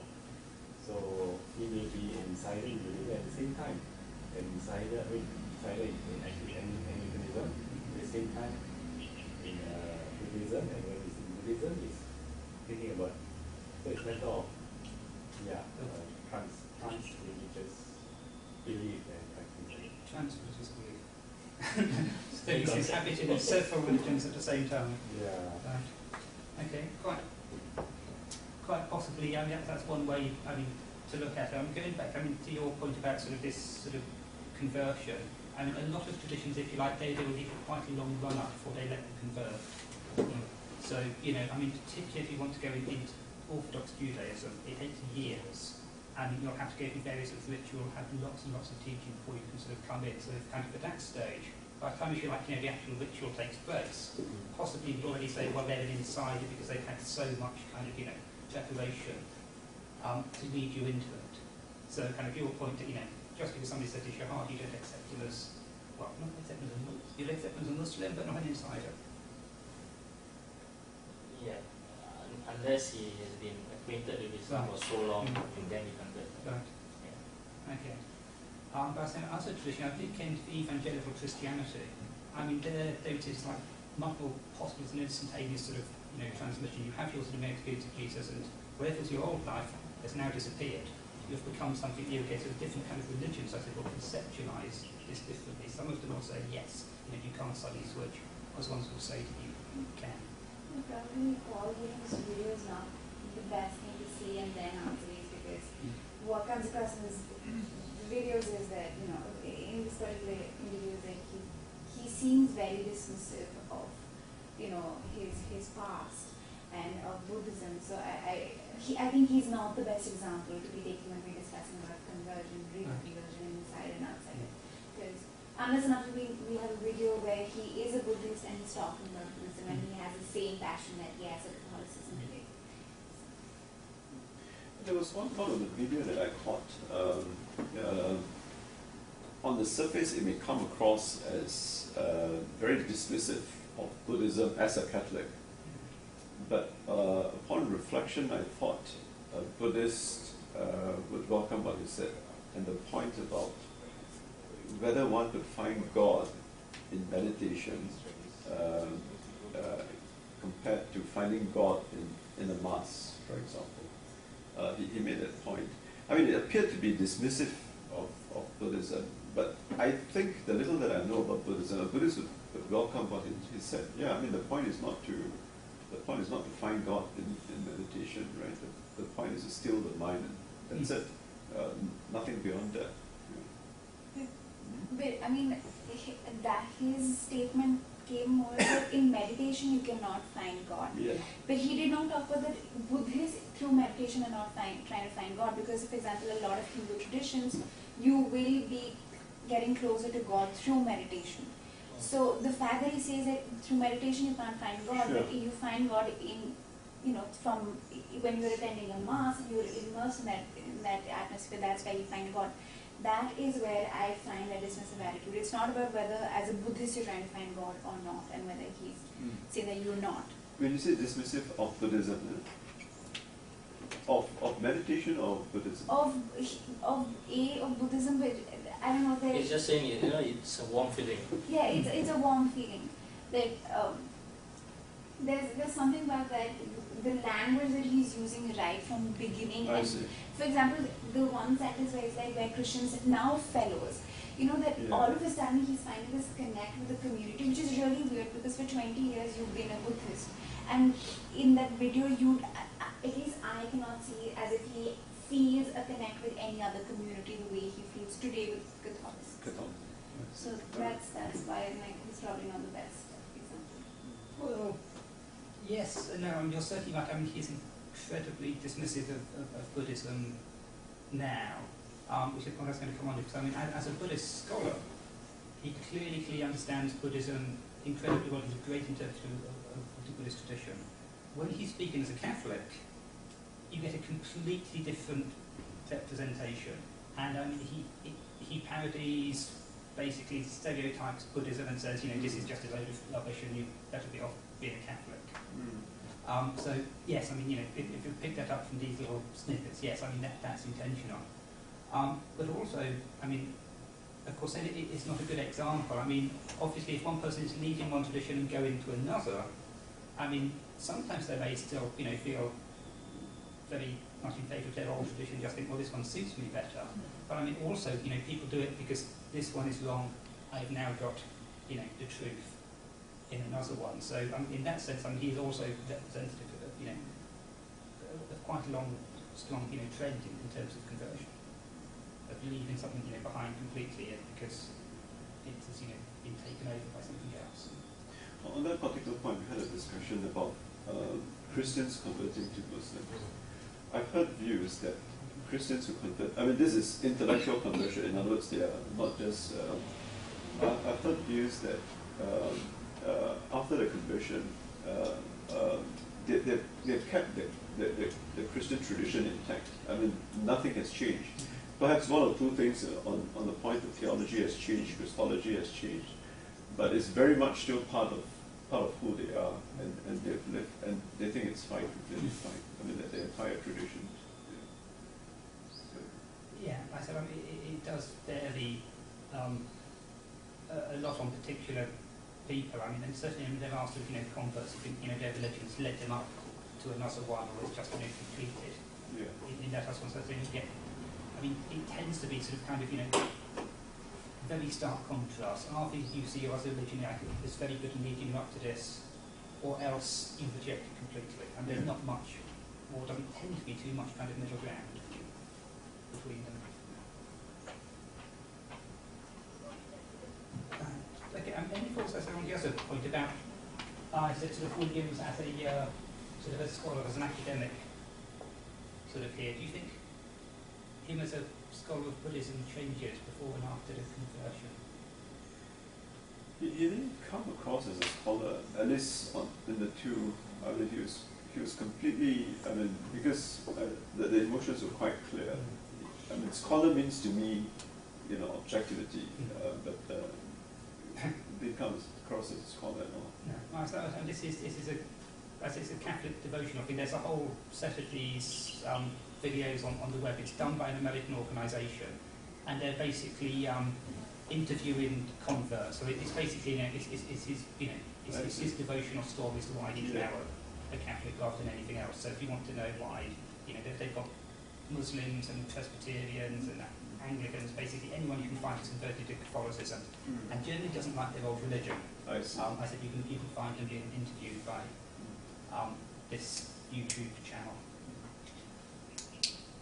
So yes, I mean here he's not speaking as a scholar, so I said this is kind of more of an imaginative lead. But do you think kind of his scholarly attitude will change? Will it change your teaching? So Mohammed, you teach Islam, if tomorrow you decide to become Buddhist, will it change the way you teach Islam? Difficult to answer. Which one of the Better not ask me. I don't know. Why can't you answer? You should answer, right? Hypothetical question. Yeah. It depends on the reason for conversion, why I convert. Yeah.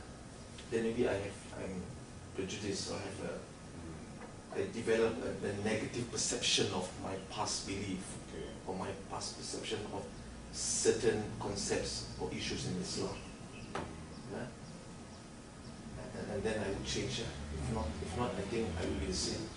But if he comes to this and wants to teach Islam, and he brings the goodness of Buddhist teachings to Islam and what he's teaching, I think that would be a more enriched version of what he is going to deliver, right? Yeah. Okay. Because I think it will have an effect. Let's say I convert to Buddhism. Yeah? I'm Muslim, tomorrow I convert to Buddhism.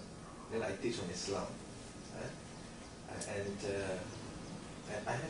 I will teach something bad about Islam because I don't believe in Islam anymore, something like that, But I mean, on a scholarly level, if you're teaching, you have to differentiate that. I mean, in class when you teach, you have to differentiate. I think, If you're teaching something bad, it could also mean that not bad. I mean, in terms of more objective, which is good, right? Yeah.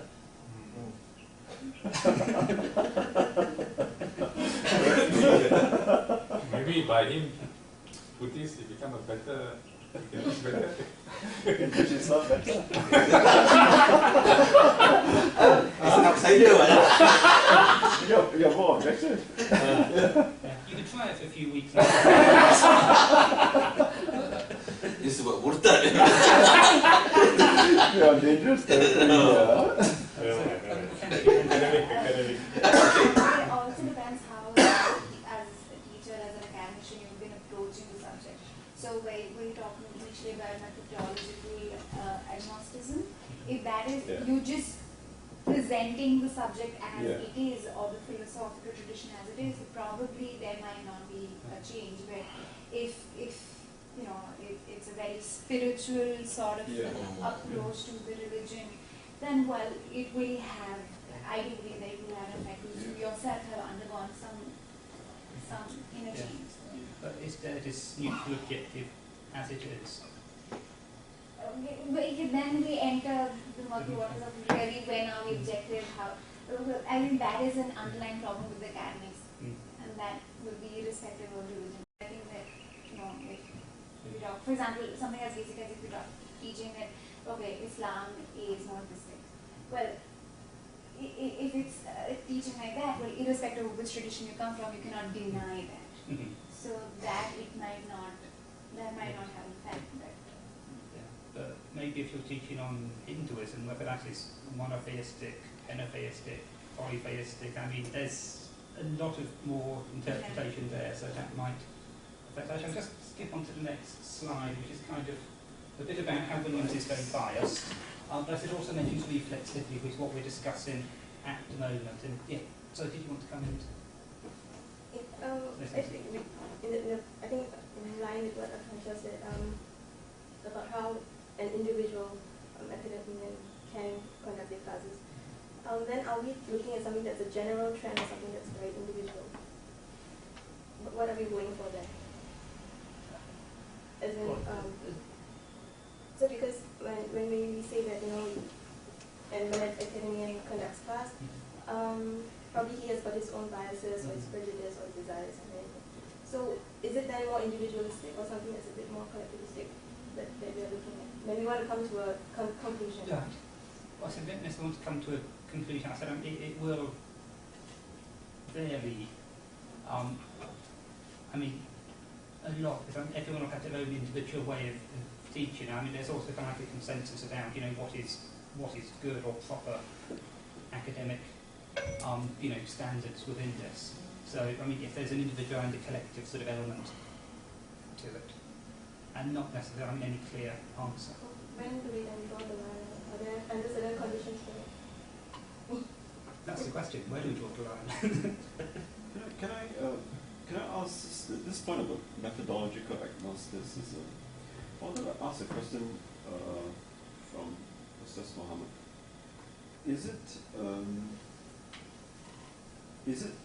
Would it be difficult for a fervent Muslim, assuming an imam, who gets involved in academic teaching of religion, to subscribe to this position, methodological agnosticism? That means that I think the key term there is, in fact, both are key. It's not that you are an agnostic, but for the purposes of teaching, you don't take a position on truth and on God. Would it be for academic teaching? I think as long as the Muslim lecturer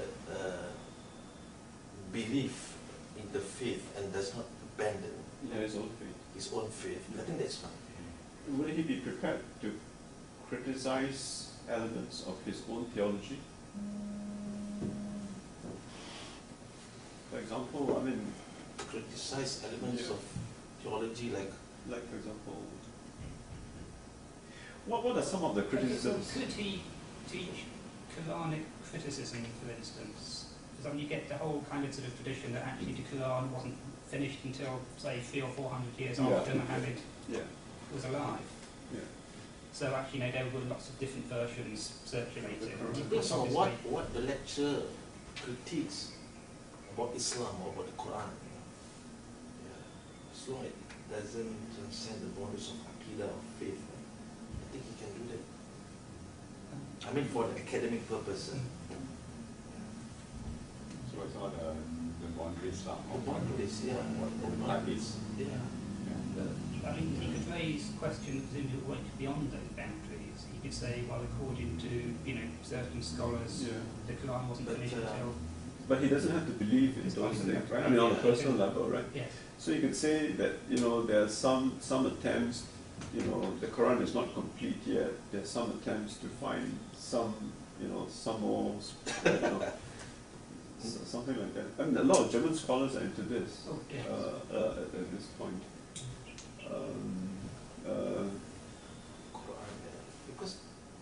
Because belief in the Quran is one of the pillars of faith, you know. Yeah, so it's yeah, I'm still thinking whether if we critique the Quran in that sense, the Quran is not complete yet. Yeah, that is the most sacrilegious of whatever they have against Islam on the scholarship level at this point. Because I think in the academic study of religions, eventually we will have to deal with this point. Yeah, I agree. I mean, it's a question of how we deal with it, of course. But at the end of the day, you can't run away from having to deal with some of this, you know. So if I were a Christian, how do I deal with the concept of Trinity? Can I abandon, you know, this whole thinking about, you know, Christ without the... That's why I say, as long as we don't abandon our belief. Like, yeah, on the personal level. So methodologically, it's still fine. Yeah. To me, methodologically, it's still fine. And that was the whole point. As long as you, I mean, it's not you don't have to abandon your own personal belief. Yeah, because I mean, perhaps a Christian teaching sort of church history will teach, you know, the doctrine of the Trinity didn't emerge in a finished form until sort of in the 5th century. Debates amongst the councils there, and I mean, it's not clearly in the Bible, in three terms of the Bible, but what the doctrine of the Trinity isn't there. So I mean, you know, showing that actually there's a 400-year history of development, which, you know, could obviously shape people's faith in it. If you look at the history, in particular, back to the history, you know, it's basically all about who was better at killing who as to who won in the end. Yeah, but I think it's something, because when we start running our programs and our classes, either on the executive level, dealing with madrasa students and all that, we've got to know that this point will come in, I mean, it's not a question of pushing this point in, but it will come in anyway, and it's a question of how we deal with it when it comes. Yeah, because I think because there's a lot of uncertainties when dealing with the academic study of religion. There is faith, and then there's also an objective study or research and all that. Are you able to? I mean, are we able to dichotomize between our own personal belief? I mean, religion is also about faith. It's, you know, sometimes it's not about convincing through arguments and all that, but research is different. You start from a question and then you develop through the arguments, eventually you come to a position. Whereas religion, you start from a position of faith. You believe it, right? Yeah. So what if, for example, in research, the arguments are strong towards one particular conclusion, which contradicts, is it? Which may contradict your belief. Points of the key points of Aqidah. How will you, as a teacher, teach? Because it goes. I mean, the evidence are overwhelming against your own personal. So how do you negotiate that?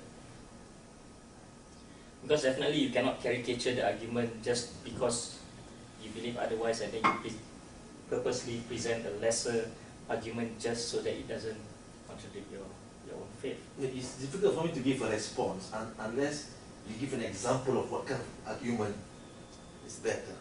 Okay, theoretically, let's say archaeological research, whatever it is, it shows that Muhammad is a mythical figure. He doesn't exist in history. Example, you know, I can't think of any other example. Okay, I understand. Yeah. If that's the case, we cannot use that. Yeah. So you will not teach, right? I will not teach. Because it goes against your belief, even though overwhelmingly evidence shows otherwise. Not teach, it's different from not believe and preach, you know? Like, it's different. It's different, right? You need not abandon your belief. But students will be able to see, you know, I understand. I mean, what I teach is different from what I believe, because I believe Muhammad exists, and not the research that Muhammad is a. But at the end of the day, the academic approach is to lay out facts, you know. Yeah. So are you able to dichotomize? So after, so even after having laid out, we must also be, as an academic, true to that position in terms of presenting it. I mean, you have to represent that archaeologist, I mean, whoever who discovered that, you know, make it clear. You have to represent his position well, right? You can't set him out as a strong and, you know. And I think that's fine. That's We are right? representing other people's views on this. Accurately as possible. It's You not can criticize necessarily it. with the truth. It's not necessarily what I believe. And you can't say that that's wrong and you start to criticize and No, I think we can say it's wrong, No, as long as we represent it correctly. Mm. And then you can criticize And it. You can say you've it's got wrong. reasons Yeah. for But you saying must all say there that are this is my view. Yeah, my view. My belief, We my may have belief, other views, you know, we can discuss. I think that's fine. Yeah. That's fine. So I don't think that whatever that contra, I mean, it's something which will be emotionally distressing to him. Like, no, I think that's the way to handle it. Like, to just lay it out, state your position, and then you all can have your own positions and we can discuss. You know, So you cannot be stressed about how your students are going to respond. Whether the Muslim guy student responds, yeah, no, I believe in that study, then you cannot be suddenly, you know, go after him, you know. You know what I mean? Yeah, so basically that's the limits of our... I stand corrected on this. I mean, maybe Paul can comment. But I think it'll be less difficult, actually it'll be less stressful for a Muslim on this particular point in having to deal with some of this sacrilegious part compared to, I don't know, perhaps a Christian or something. The point that a Muslim will have to deal, which may be equally stressful though, is the issue of jihad and, you know, caliph and just representing those positions and criticizing. But I think a Muslim, and I think will have less difficulty. I mean, looking at the current state of scholarship, both in the Western and the Islamic world, dealing with the issues of Aqidah and faith. Because as it is, Islam is quite a simple religion. Right? I mean, doctrinally, I mean, as long as you don't mess up the point that, you know, there's one God and that, you know, this issue of prophet, there is, I mean, the rest is not very difficult. I mean, jihad and all that is... So about the fundamental faith. Yeah, there are very few fundamentals, I think, in Islam. Right. It's about but you know, Muhammad. You don't go far. Even now with the Mr. Lee Kuan Yew during state and so on, there are questions already, you know, that whether you can go and pay respect, whether you can bow over your head, whether you can say, the rest in peace. I mean, whether it will affect your iman, your faith, you know. So, I mean, this is a...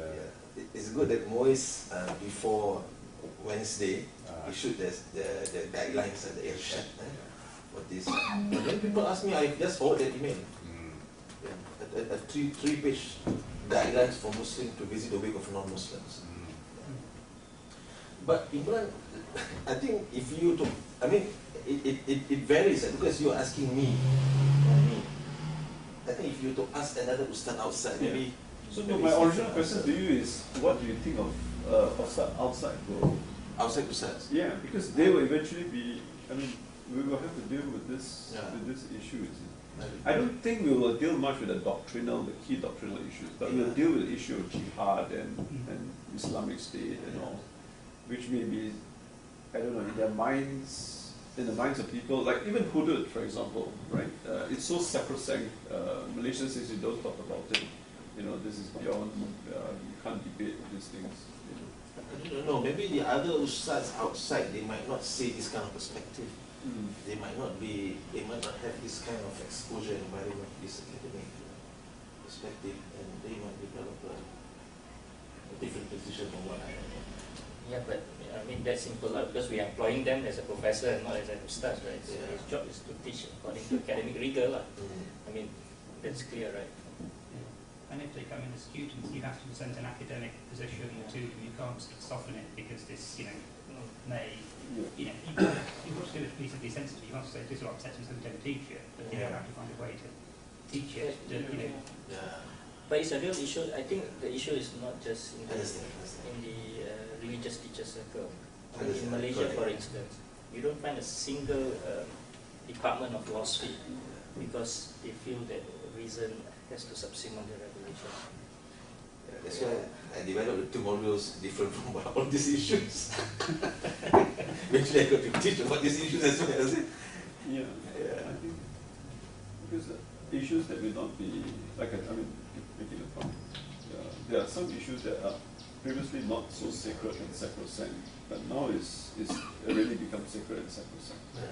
I mean, the issue of politics and Islamic State and hudud, and I mean, in some places you can't discuss this because if you do discuss it, you are bordering the line of becoming of living your faith. But we've got to discuss it. In fact, in our early days of SRP, we discussed these issues. Yeah, because we have to deal with it. We discussed this,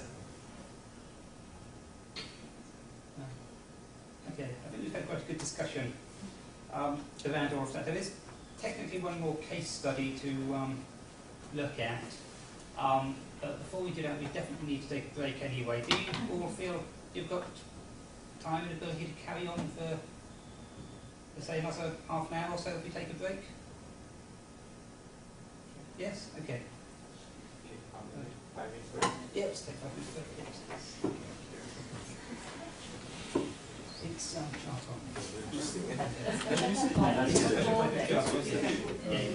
It's because of the work we're doing. I thought you were having diarrhea or something. It's a Japanese idea that you have this kind of purified charcoal. Can you find it? Since when, it's become an issue that you can't discuss. Just when I bought the book, I bought Just really good. quite a long supply of charcoal sticks, so I've got it for the next few years. So, But in Malaysia, it's happening. These are debatable issues. See, they are, but see what is being. See, there are some issues that are very simple. I mean, you're just having this. So, for example, you can't claim that Muhammad is not a prophet. I mean, that is so fundamental. What I'm saying is this issue of good and all is not a raised to this level. It's like very holy issues. But that is going to cause a lot of problems. It has to be debated, and no one can make a claim that we need an Islamic State without being defeated. Who says we need an Islamic State? No, I mean, if you make a claim to say that maybe there's no Prophet Muhammad, I mean, that's a bit powerful, but you can make a claim that there's no Islamic State. All this Islamic State is nonsense. It's fine. Hudud is a barbaric law. It's fine. I mean, make that point. But doesn't it like if you discuss about it at the words? Because people who are actually believing in those dimensions can be affected, and they can actually come up with conceptual activities or activities. You mean that the people who believe in it will become angry? Yes. Yeah, but the alternative is to leave it unchallenged. Is that, you see, something starts as an idea first, and if you leave it unchallenged, it becomes truth. It becomes truth. It becomes paradigm. I mean, the kids, the young girls who are traveling from Britain to Syria, just takes a look at the Twitter and says that you're doing this for this thing called the Islamic State, without understanding the entire argument. But Islamic State itself has become a symbol, and I can capture it in 144 characters on my Twitter account. You see, but why? Because it's left unchallenged. I'm not supposed to challenge it. No, we can't allow it. We have to challenge it. We have to look objectively and challenge a lot of these things. A lot of these things must be challenged. So once we challenge it, if we know that by challenging that concept, like we will actually make things possible, should we have a backup plan as well to conquer the repercussions of our challenge? Yeah, there should be. There should be. I mean, there should be. I mean, of course there will be. Because we will only start by challenging, but we should always looking at the consequences which are occurring through the challenge. Because I think that's one of the reasons today's context, because we're challenging like the existence of Islamic State. We don't have an answer to the repercussions which our challenges are because we are actually publicizing it. You're giving publicity to Islamic State by like challenging at a certain point. Like that's my belief. Like, if we challenge it, we actually like certainly say that it's kind of legitimate. No, like it's like the whole purpose of challenging it is to delegitimize it. We think it delegitimize it, but eventually it actually leads to the legitimization of the Islamic State. In like given the example of the Islamic State. So because we think that it will actually delegitimize. On the contrary, what's happening is more and more when we talk about Islamic State, it's like Islamic State, Islamic State. So we're banging on the state aspect. Okay. So in that, like we are actually legitimizing the concept.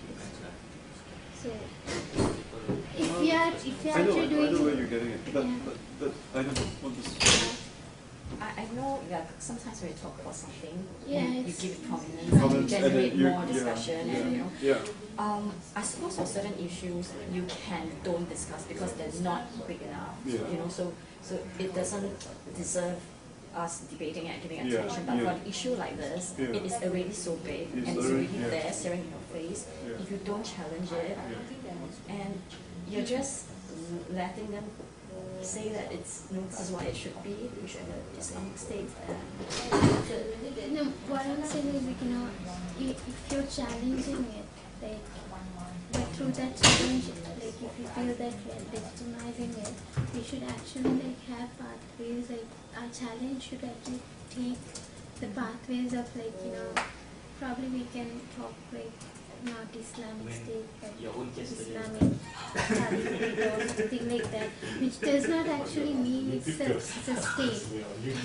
We actually, by doing so, like actually we can delegitimize it. But if the point is, I don't know. Like, on this particular point of Islamic State or kind of thing, I think the point that should be challenged is whether or not it constitutes a religious obligation for a Muslim. You see, it is a religious obligation for me as a Muslim to believe that Muhammad, that Muhammad is a prophet. Right? That's clear cut, right? But it's not a religious obligation for me to believe that. It's not. I mean, no big deal. I'll have an objective argument. That's what we said. What is happening with these young girls in places like Britain, right? I think they've elevated it in their minds that, I have to believe that there's a God, right? I mean, I have to believe that in a prophet, right? I mean, those are fundamentals of belief. And they've included in these fundamentals of belief, I have to believe that Islamic State is. I have to believe it's part of my faith. If not, I'm not a good Muslim. And now some quarters in Malaysia are saying, I have to implement that, right? That the criminal laws, the penal laws. Otherwise, I'm not being a good Muslim. Which is questionable. And it is questionable. The question should be asked, who said so? When did this become so? Yes. But it's all over the internet as far as the Buddhists are concerned. It's non-challengeable. They're investigating a young lady who put out a YouTube to basically question in Malaysia. The police is investigating under the Sedition Act. but it's like freedom of speech. No. That was the discussion. There's no freedom of speech, which is this point about methodological agnosticism. There's no freedom of speech when it comes to fundamental belief. But if I adopt the whole point about methodological agnosticism, I should be able to question the most fundamental of my belief. I mean, I believe, for example, that the Quran is correct. And then somebody says, oh, actually I found the last chapter, you know, I was digging up in Jordan somewhere and see, and I did a carbon dating and see, you know, it's right there, 7th century. So as a scholar, I should be able to entertain that. You know, why not? But then you might get charged under blasphemy laws. Yeah, but so the pressure comes from politics, blasphemy laws, and then, you know, and then after it becomes common wisdom, and then you can't question. So, which is why I like that point on methodological agnosticism, because it means that you can challenge. You don't have to change your faith, you can continue to believe in the Buddha. Sometimes you're not even challenging you. Sometimes you just because you can be a Marxist and put across the capitalist point of view without acceding to it. You can say this is what they believe. Yeah, and in fact, if you're a scholar, you should put it across as objectively as possible, in a way that capitalists would agree with you, right? I mean, right. So if I'm presenting, if I was a scholar of comparative religion, I must be able to present Hinduism, assuming I was a Muslim, or Buddhism, in a way that the Buddhists would say, yeah, it's, you know, that's exactly what I mean. It can't be changed. Which is a problem, which is going to be a problem when we talk about comparative religion, because we each have our own perspectives. We were having the discussion about Jewish witness session about whether everybody would agree with the portrait modernism. And I went on talking to other people, and some people did have an issue with it. That's because in Hinduism, it's not just the dharmic religion, but also it's not just the one. It's not just the ascetic religion. It includes the tantric and the atheist beliefs within Hinduism, and therefore it would not look at Hinduism as body-centric modernism. So, because it's not theistic. I mean, as far as they are concerned. Because the Hindu tradition includes tantric, which is the bodily experience of religion, within Buddhism, you have the Tibetan Buddhism, tantric. So it's within the Hindu tradition, it's there, and it includes the astic and the nastic, the ones who believe in God. So Libna would not have been too correct to say that that a concept applies to Hinduism as such. Yeah. It applies to at least some. The astic traditions. Yeah. So maybe you should correct it the next time. In fact, you should correct the Cambridge professor. In fact, in Muhammad Ali's paper, when he's talking about when he asked a question about Hinduism, I don't have that. Okay. Yeah. The next time we will tell. Okay, we'll start off into the next part of our next case study. I think a look at a man called B. Griffiths, who's a Christian monk who lived for much of his life in India and sort of adapted sort of Hindu sort of teaching within his sort of Christian devotional life. Now, a few terms again to get us sort of going, which is used in the literature around this. Which are multiple religious belonging or identity, dual religious belonging or identity, or hyphenated religious belonging or identity. Generally, the terminology depends upon the particular author, and they more or less mean the same thing, except obviously dual means you've got two, multiple could be 2, 3, 4, 5, 6, or however many religions you see yourself as identifying with. And I said some people use belonging because there's a sense of like, you belong to a community, so you're not actually within a religion, but you're part of a community. I said other people prefer identity, for a little more individualistic basis, as where do you see yourself in relation to these different religions. But I said generally they're about how to engage into more religious systems, identifying with them, or having your religious worldview sort of shaped by them. And I said interestingly, some people suggest that a dual religious identity is acceptable. So you have two, but more than two, as in a multiple one, but 3, 4 or more is not acceptable. And I said another term that comes in this is syncretism, which I said is briefly the creation of a new religion from other sources or the blending of religious traditions into your own. And traditionally, this is something which particularly Christian theologians, I think Muslims as well, tend to see as a bad thing. We'll come on to for that. So, sorry, can you go back to the yes. hyphenated non-monarchical? Sorry, I missed it. What's the difference? Oh, I said it's just these really preferences of different scholars. Oh, okay, okay. I said they more or less mean the same thing. I said the sort of multiple can mean many, but dual is just two. And I said some people use hyphenated as in you're just between the two. But I said it's just kind of the preference of individual scholars. I mean, partly because, you know, if you can invent a new name, then that's good. But, yes, I think that's answered confusion. So I said some thoughts around whether it's possible. And I said certainly about traditional sort of Western assumptions, as being sort of seen as it assumes it doesn't. So I said if we take the notion of religion is to bind together or link the bond between, if you like, sort of man and God, it's not possible. So Catherine Cornell here, religion and religious belonging is about the complete surrender of one's own will and judgment to truth and power that lies beyond one's own rational and personal judgment. While it is possible to engage with and be enriched by encounters with other religions, a truly religious attitude, so she suggesting anyone who does this is not truly religious, presupposes a norm beyond oneself from which, in final account, the truth of the other religion is assessed. This unique and total commitment is expressed as demands that most religious traditions make upon their followers.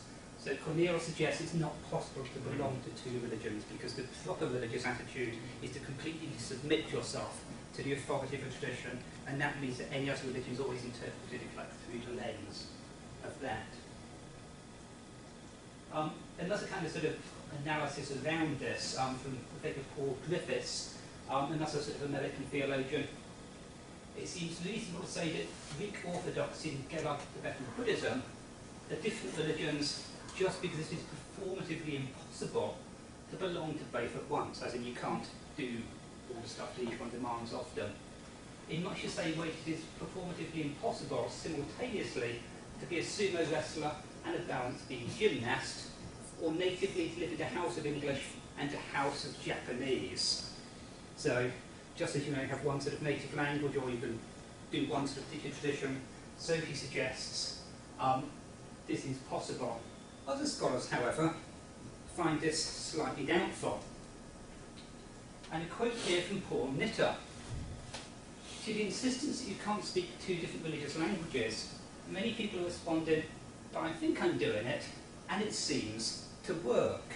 So I said this theoretical something that's impossible, what do you tell to people who actually do this? And maybe next time Julius Lipner's here, he's someone who's both a Hindu and a Catholic, so we can ask him whether it works or not. I said there's lots of sort of high-profile examples. I said these Griffiths we're going to sort of talk about.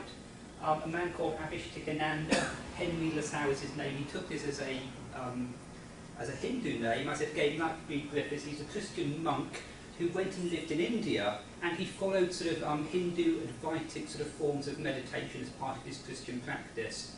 And as part of this, he had sort of what he terms like Advaitic experience. He experienced himself and God as one.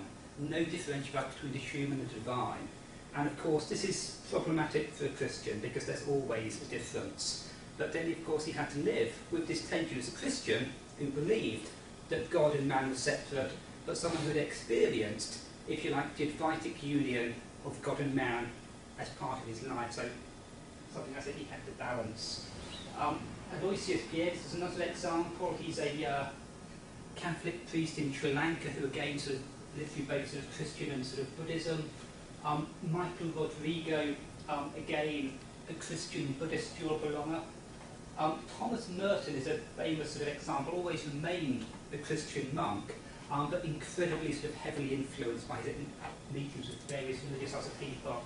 I said Julius Lipton I mentioned, and rather sort of Krishna, if you like, a Hindu saint, for want of sort of a better term, a Hindu sort of holy man, who in his experiences said he'd sort of practiced sort of Christianity, Islam, other religions, and had the experiences of these traditions. And I said also, it's not, I said, just simply about these sort of, you know, religious high flyers. I said many people, particularly in the West, claim to be practicing this. So a quote here. A telling sign of the times was reflected in response by a recent American college graduate who, when asked about her religious identity, answered with an easy laugh, Methodist, Taoist, Native American, Quaker, Russian Orthodox, and Jew. So obviously a lot going on within her spiritual life. So I said other perspectives, and I said this brings us back to what we mentioned at the beginning, is that other parts of the world, I said, conceive of this differently. And as we've mentioned in China, I said the Sanjiao three traditions thing, we'll see it is perfectly possible to belong to identify with, to partake of different religions in different situations. And I said Japan, I said, it's very much split along sort of functions. So Shinto does your life cycles of rituals. So marriage, sort of initiations, coming of age, all of this is sort of looked after by the Shinto tradition. Buddhism does birth and death rituals, because Shinto is said to go against blood, and therefore this is something they sort of can't deal with. And I said Confucianism again comes into sort of ethical sort of duties. So I said in other parts of the world, the natural assumption is that actually multiple religion belonging isn't just some strange thing we have to worry about, but actually it's perfectly normal. They don't even see that there's a question. Why are people sort of worried about this question as to whether you can belong to two traditions? Because you just do. It's just part of the way the world is. So I said, we'll come to the Griffiths. I said he had a fairly sort of conventional sort of middle class sort of life in the UK. Went to a private school and then went afterwards on to Oxford, where he studied with C.S. Lewis. And C.S. Lewis is the person he sees as sort of, making him return to Christianity. There's like many sort of English people of his generation or thereafter. He kind of like had a very nominal sort of relationship with the church, and go along on Sundays and sit in the pews and perhaps not particularly interested in what was going on. And like C.S. Lewis sort of brought him into a strong commitment. This leads, I said, him to go into the Roman Catholic Church, and the following year he enters St. Knash Abbey, so he becomes a monk in 1932, and then feels a calling, more or less 20 years later, I said, to go on to India. So his order sends him out to India, and by this time, through figures like sort of Abhishtikananda, I said there's a growing what's called the ashram movement there. So Christians who are basically living within not what looks like, I said, a traditional Christian monastery, but basically sort of living the lives of Hindu sort of holy men. So they set up ashrams, they wear the robes of sort of Hindu sort of holy men, the sannyasi, and they practice Hindu forms of meditation as part of their Christian practice. I said he establishes one of these, the Christian ashram of Chilasamala, and then in 1968 he goes to Shantivarnam, which is one that Abhishtikananda had sort of set up, and this is sort of where he remains. And he writes, I said, he wrote a lot of sort of very popular books, basically explaining around how Christianity and Hinduism and other religions, all as he saw, they sort of had one common core. But very important part of his life experience, I said, in 1990, he suffered from a stroke. And I said, although a medical condition, he experienced this, I said, as the birth inside him of the divine sort of feminine, of, if you like, the goddess, as some people say, or Mary, as he sometimes interprets it, I said, sort of coming out to fulfillment inside him, which gives him a whole new perspective. And again, as with our last example, it'd be useful to watch a little bit of sort of video of him talking about these experiences. Now, this is quite an extended. I'm going to show you 11 minutes out of this interview. It's an awful lot of sort of very rich material packed in here. And I was sitting meditating, as I usually do, at 6 o'clock outside my hut, on the veranda of my hut. And suddenly, without any warning, a terrific force came and hit me on the head. And it seemed to come from the left, and like a sort of sledgehammer, and everything went like this on a television screen before it's focused, just everything was like this. And then this force seemed to be dragging me out of the chair. It was coming from the left and pulling me out like this. It was absolutely unexpected and it came suddenly without any warning and was very scary, really. And I managed to crawl onto the bed, and I think I was breathing very heavily. And Christodas came, I think it was about an hour afterwards. I lost count of time. and found me there. And then the news went round, and for the next week I'm told I didn't speak at all, you know. And I can't recall in detail anything. I don't know what happened during that week. And so there was a period of really a blank like that. And then as I began to come round, now let me think. Yes, I woke up one night at about 1 o'clock, and I thought I was going to die. Everybody thought I was going to die. And I decided to prepare for death. So I said the prayers, the normal prayers, and the angels and so on, and waited for death. And nothing happened. And then after an hour or two, Christmas came along and massaged me, and I began to get back to normal. I think I had some breakfast. And then I felt sort of restless and disturbed, not knowing quite what was happening. And the inspiration came suddenly again, surrender to the mother. It was quite unexpected, surrender to the mother. And so somehow I made a surrender to the mother, and had an experience of overwhelming love, sort of waves of love sort of flowed into me like this. And Judy, my great friend, was watching, we were watching the salary all the time, and I called out to her, I'm being overwhelmed by love. It's an extraordinary experience, and psychologically, I think, you know, it was the breakthrough to the feminine. You see, I think I was very masculine and patriarchal, and had been developing the animus, the left brain all this time, and the right brain and the feminine and the sonic power, the earth power, came and hit me, I think, you see. But then it opened up the whole dimension of the feminine, of the earth and so on. And when I thought of surrender to the mother, it was certainly Mary, you know, but I often say the Hail Mary and so on. But also it was Mary more the Black Madonna came into my mind very much. The mother who's mother of the earth as well as the heavens, and Mother Nature as a whole. And then my own mother. It was motherhood as a whole, you see. So this was really the opening of a totally new dimension. And I can see how, you know, growing up in a patriarchal society and living all this time from the intellect so much, all this side of being suppressed. And so it simply came up like this. And it's very violent at first. It hits you on the head, but then it's extremely loving. It comes and embraces you, you see. So this was a wonderful experience, really. And it's gone on ever since. And what I understood after the time was the left brain and the whole rational system had been knocked down, you see. And the right brain and the intuitive understanding, the sympathetic mind had been opened up. And that's gone on ever since. The left brain keeps going all the time, but the right brain is always in control. And I got this sense of Advaita, non-duality, all the sort of divisions of things broke down, and everything was flowing into everything else, you know. And so today I see the divisions and so on. I feel people and things different, but it's all one in a sense. I've never lost that sense that all the diversities are contained in the one. And this more and more has become my understanding. Advaita is non-duality. It doesn't mean one in the sense of eliminating all differences. The differences are all present in the one, in a mysterious way. They're not separated anymore, and yet they're there.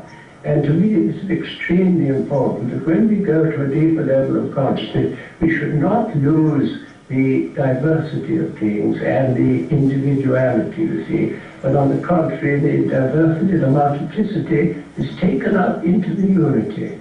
And you can't put it in words properly, and it can't be explained rationally. It's simply an experience of Advaita.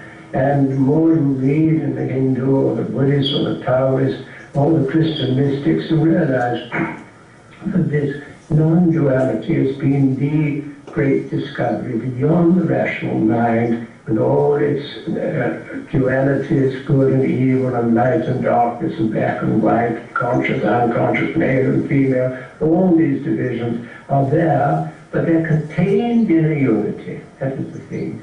And in the Tibetan Dzogchen, which I came across fairly recently, I think it's put more profoundly than anywhere else. The all deep sense that the whole multiplicity of being is contained in the unity of the one, in this non-dual relationship, not one and not two. And personally, I have taken that, and it came gradually, as a sign of the Trinity, you see, that the God in the Christian list is not a God, he's not a person. We tend to project an image of the Father or of Christ or something, but these are projections. And beyond all the projections, the Father is simply the ground, the source, the origin, the one, beyond name, beyond form. And from the one comes the self-expression, the self-revelation, the self-manifestation of the one. And that is the Word, you see, the Word which expresses the Father, the source. And this came to Eckhart very much. In that Word is contained the whole universe. When the Father expresses himself in his Word, the whole creation is present in the universe. You and I and the trees and the earth and the sun and the stars, everything is contained in that one Word, in its non-dual reality. And it's not simply one. You see, the Father and the Son are not a monad, they're not simply one, it's not an identity, it's the union in relationship from the Father, the source, the origin, the abyss of being, the void, the emptiness, you see, the darkness, comes forth the Word, the wisdom, the light, the Son, and it's a non-dual relationship, you see. The Son is not the Father is not the Son, and they're not separate either. It's neither one nor two. It's this, they call it subsistent relationships. And this is a key to life, because today we see the whole universe in terms of this interdependent relationship. You see, the whole physical universe and the psychological universe are all members of this whole, which each psyche is an integral element, you see. So all are interwoven, interdependent, distinct and yet one. And so the Son reveals the Father, the abyss, and manifests all that is latent in the Godhead. You see, all the seeds of creation are present there, and in the Son those seeds come to life. And the whole creation is mirrored in the Son. And all time and space, and you and I, and every detail of human existence is already present in that one reality. That's why St. Paul can say, he knew us in him before the foundation of the world. We all come from this depth of the abyss beyond, you see. And then this Word, all the ideas, as Plato would say, of the whole creation present in the Word, they come into manifestation through the Spirit. But the Spirit is the Shakti, the energy, the divine power. And that is what propels the whole universe. And when we speak of the great Big Bang, the beginning of creation, it is simply the ideas and the Word being manifested through this power of the Spirit, the Shakti, and manifests the whole creation. And then it comes out into space and time, you see.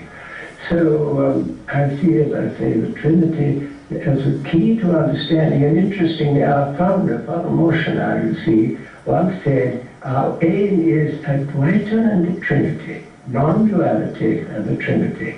And they're often opposed, of course. They think of Advaita as monism and sort of removes all differences, and then the Trinity becomes three solid persons, all separated, you see. But really it's this non-dual mystery.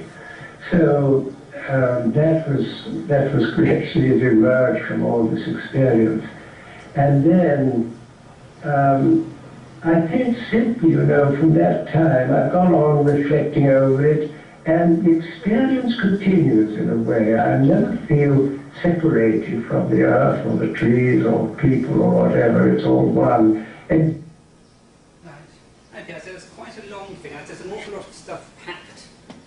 within that, including possibly some technical language from different traditions. But basically, I said he has this experience of the mothers he sees, because he identifies with Mary. But I said he also constitutes vital because I said it's a Hindu term.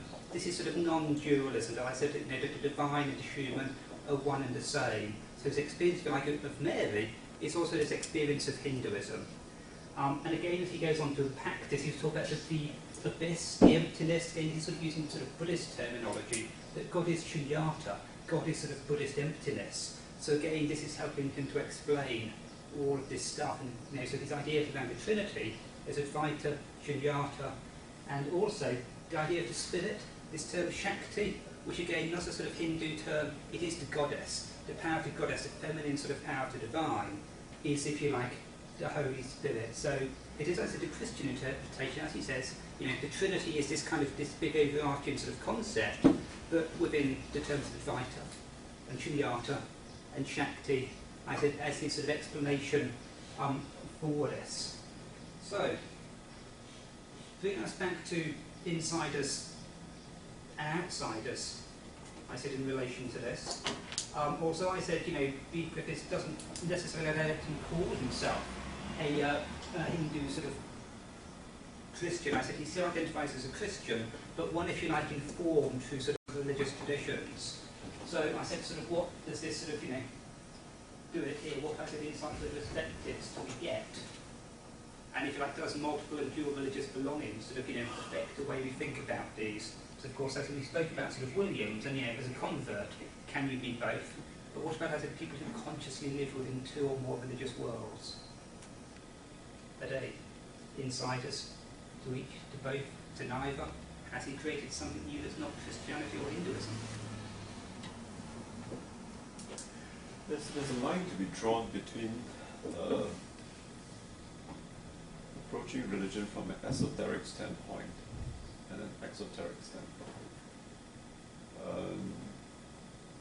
He approaches religion from an esoteric standpoint,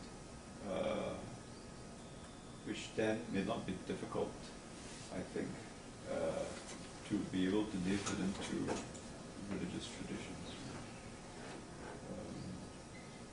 So the question is whether this insider-outsider, there's also a point to be made of whether you're pushing it from a certain dimension within the religious tradition. If you're pushing it from a very esoteric dimension of a particular religious tradition. And I suppose that the whole idea of being able to be rich, you're enriched thereby, and you're able to present your beliefs in multiple languages, which is what he did actually. I mean, to be able to explain, to be able to rationalize Advaita and the Trinity and having no problems. I mean, it's fantastic. For the person. Okay, just before we go on, you mentioned esoteric and exoteric interpretation, but does everyone know what he meant? The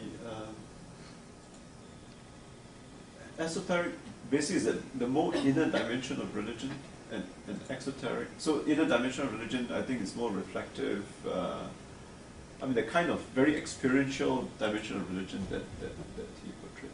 Whereas exoteric is living. It's outward religion living. So ethics and all that is quite exoteric to me.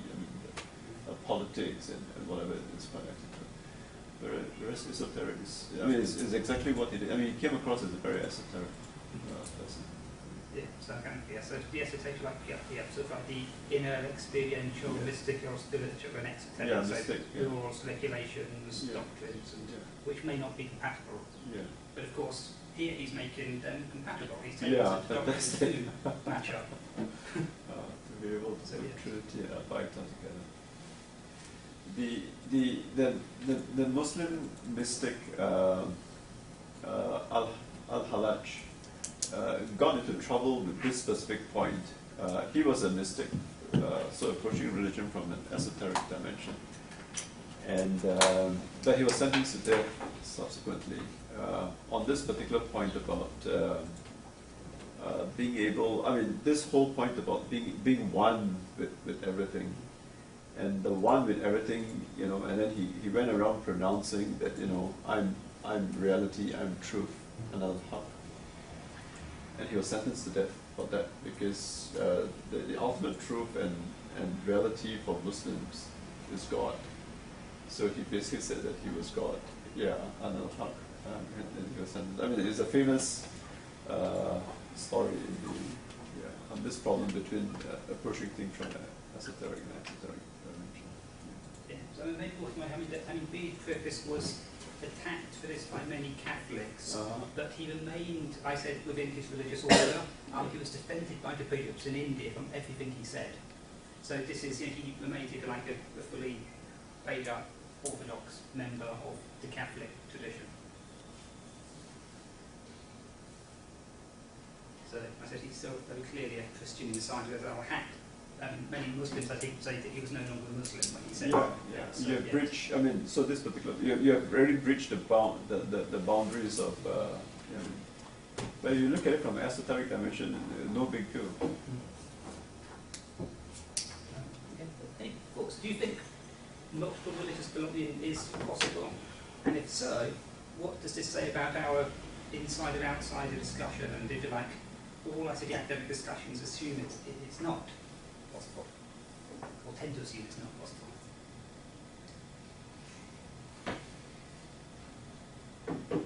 If you feel happy discussing concretes first before you come back. Probably God still needs all of us to have one passport to enter heaven.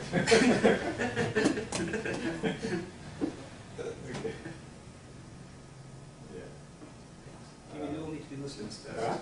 We all need to be Muslims so first. no dual citizenship, huh? I think the problem is language.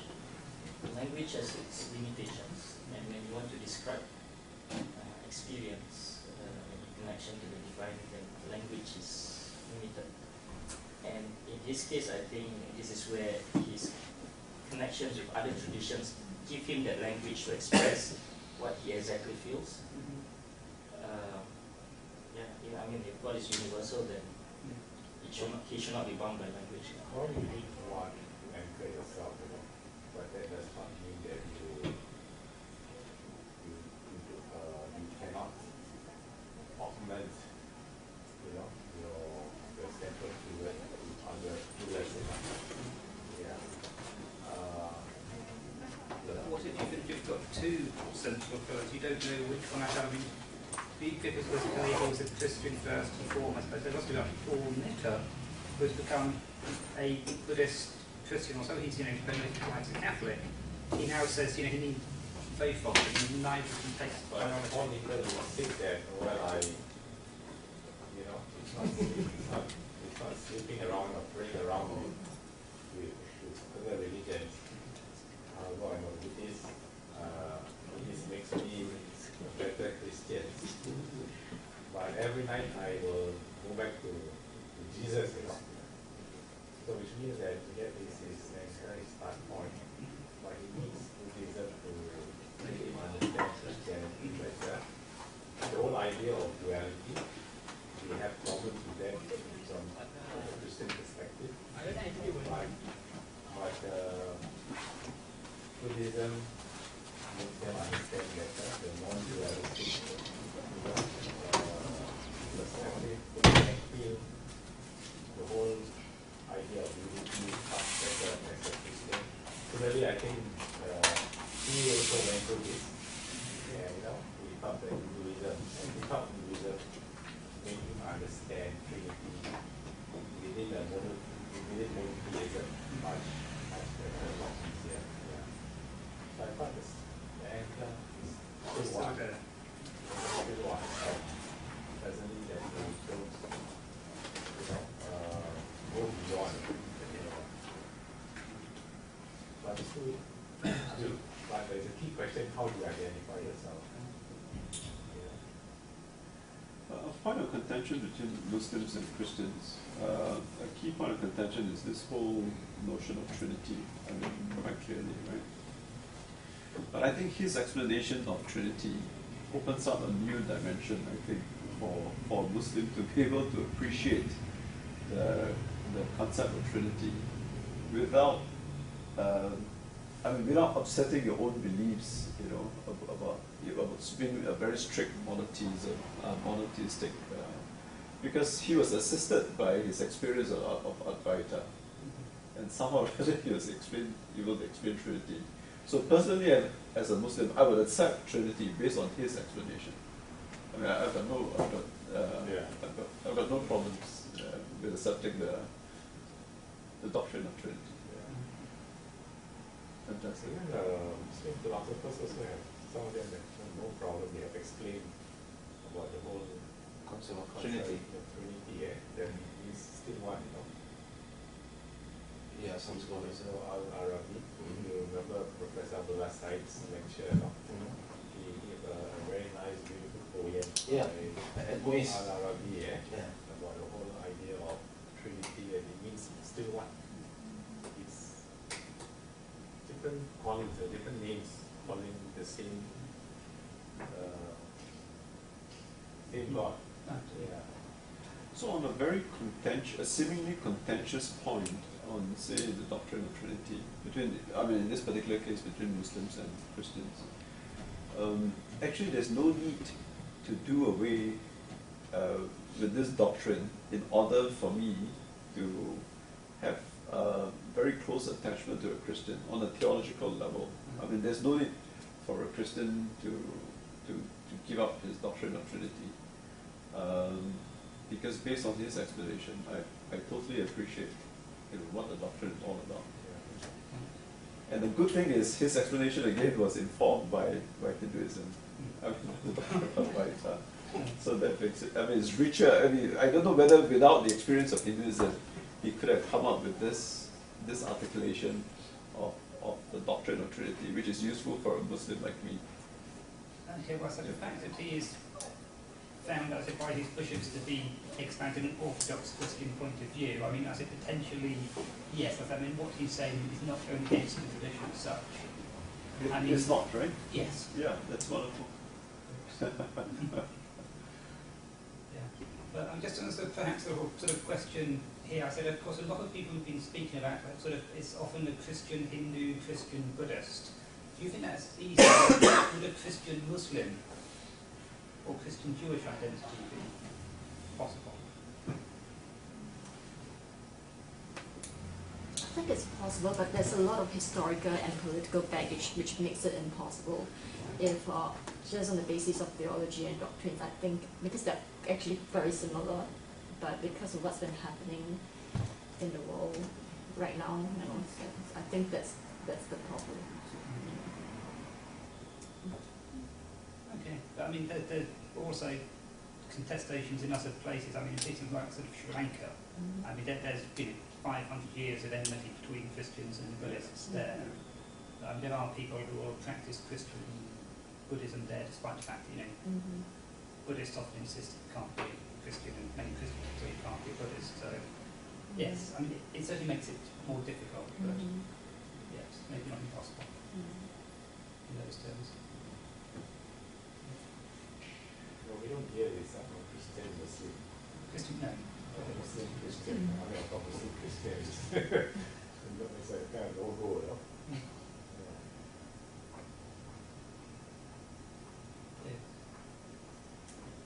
Would a lay Catholic agree with his explanation, or would a lay Christian agree with his explanation of Trinity? I'm talking about a pious lay person. Possibly depends where they are. I see. I mean, certainly the way he expressed it, actually, that's the next point. I won't show you a little bit of video, but basically what William says, as you may have guessed earlier, but it's completely sort of antithetical to this. William's point is that any Christian who practices Buddhist meditations pretty much stop being a Christian, they're doing something un-Christian, that you cannot possibly combine the two, and obviously he's saying something different. So I mean, there are divergent views on this within Catholicism, as in most traditions. I said, and part of then sort of theorising, well, are they both right? Are they both wrong? Both of them acceptable? And I said, it will depend where you are. I mean, a lot of Christians in Europe will hear this and say, well, that's not Christianity, it's sort of about vitally there. Many Christians in Asia, but not all of them, and certainly on the Catholic side, will think it is possible, if you like, to theorise Christianity through indigenous traditions. And there's lots of sort of theologians who do this. I mean, there's Peter Fan particularly. He's a Vietnamese theologian. He works in America now, but he sort of, he works on sort of developing an indigenous sort of Asian theology. So, yes, I said there were very mixed views, and partly for Catholicism, there are the teachings of the Church, and these are now slightly confused on the issue. Basically, since Vatican II, so 1962 to 65, the Catholic Church has this huge sort of conference, rewrites and stuff, and basically says it will accept anything good in other religions. So there is truth in all sorts of religions, which legitimises this. So basically, Catholics, 1960s onwards, well, actually before that in India, this is taking place, but 1960s onwards, this is possible. The last Pope, Cardinal Ratzinger, or Pope Benedict, issued some statements that says it's not possible. But not, if you like, with papal authority. So if you like, for Catholics, you can follow kind of sort of the document, particularly one called Domine Iesu, this document from the Congregation of Faith, which was signed by the Pope, even if it's not absolutely binding, which basically says you can't sort of mix religions. But I said, there are council documents which are authoritative, which says that you can adapt what is good in other traditions. So yes, different Catholics will put different weight on different documents and take it either way.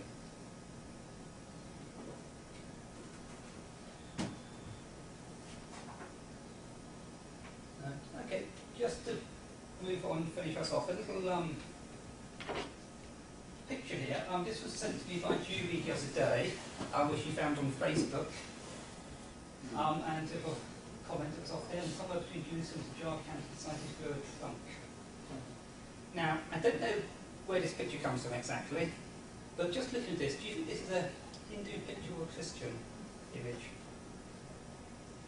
Both. Both? Combination? Right. Okay, so I'm not sure whether it was sort of found. My assumption is that it's probably a Hindu statue as in made by Hindus, rather than Christians. But I don't sort of know about it exactly. But I say it's kind of an interesting sort of question of the way these traditions blend, in popular sort of devotion. Well, it's not surprising in here, right? The Hinduism and Islam, yes. Hinduism and Christianity. Yes. Very open. Yes. Yeah. Yes. Yeah, absolutely. I mean, most or many Hindus, I said, will accept Jesus as as a holy person or an avatar of Vishnu. I mean, he's accepted into the Hindu pantheon quite easily. Because there are many gods, and therefore, just another example. So yes. The Muslims are happy to accept the Mahaburus or the Hindus, and the Hindus accepting the shape and the Sufi saints. So the interchangeability is there.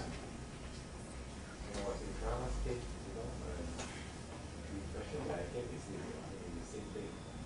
The whole facade of the country between Hinduism and Islam and Christianity in terms of the worship and the rituals. Quite a difference. Yes. Yes. I'm absolutely. That's always. Is it an issue of folk religion and orthodox religion where, normally you find it a bit more syncretic at the folk dimension across all societies, even in the Malay world.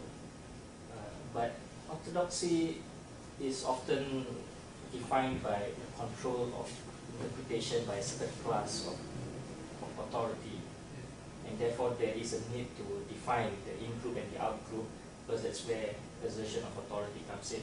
Whereas at the folk level, it's everyday practice, it's a bit more fluid. And we see this tension throughout history where orthodoxy and folk were always trying to negotiate. I'd say it's not quite that sort of simple and clear cut. Partly as you said, for hundreds of years, if you say basically especially sort of Sufis in India and sort of Tibet, people have come together and so they share shrines and saints. So Sufism, for instance, starts at there's a resistance against orthodoxy. Well, why is that against orthodoxy? Why is Sufism not? It's because of the centralization of authority under the upper So side. who decides what orthodoxy is? Yeah, those who are invested with Yes. power and influence. Yeah. And therefore the Sufi sheikhs began to go to the village level, organize the tariqah and all that. Yeah. And they have more grounds well, orthodoxy normally emerge in urban centers, where stratification is more, and there's a clear need to control hierarchies of authority. Whereas at the village level, it's kind of more egalitarian.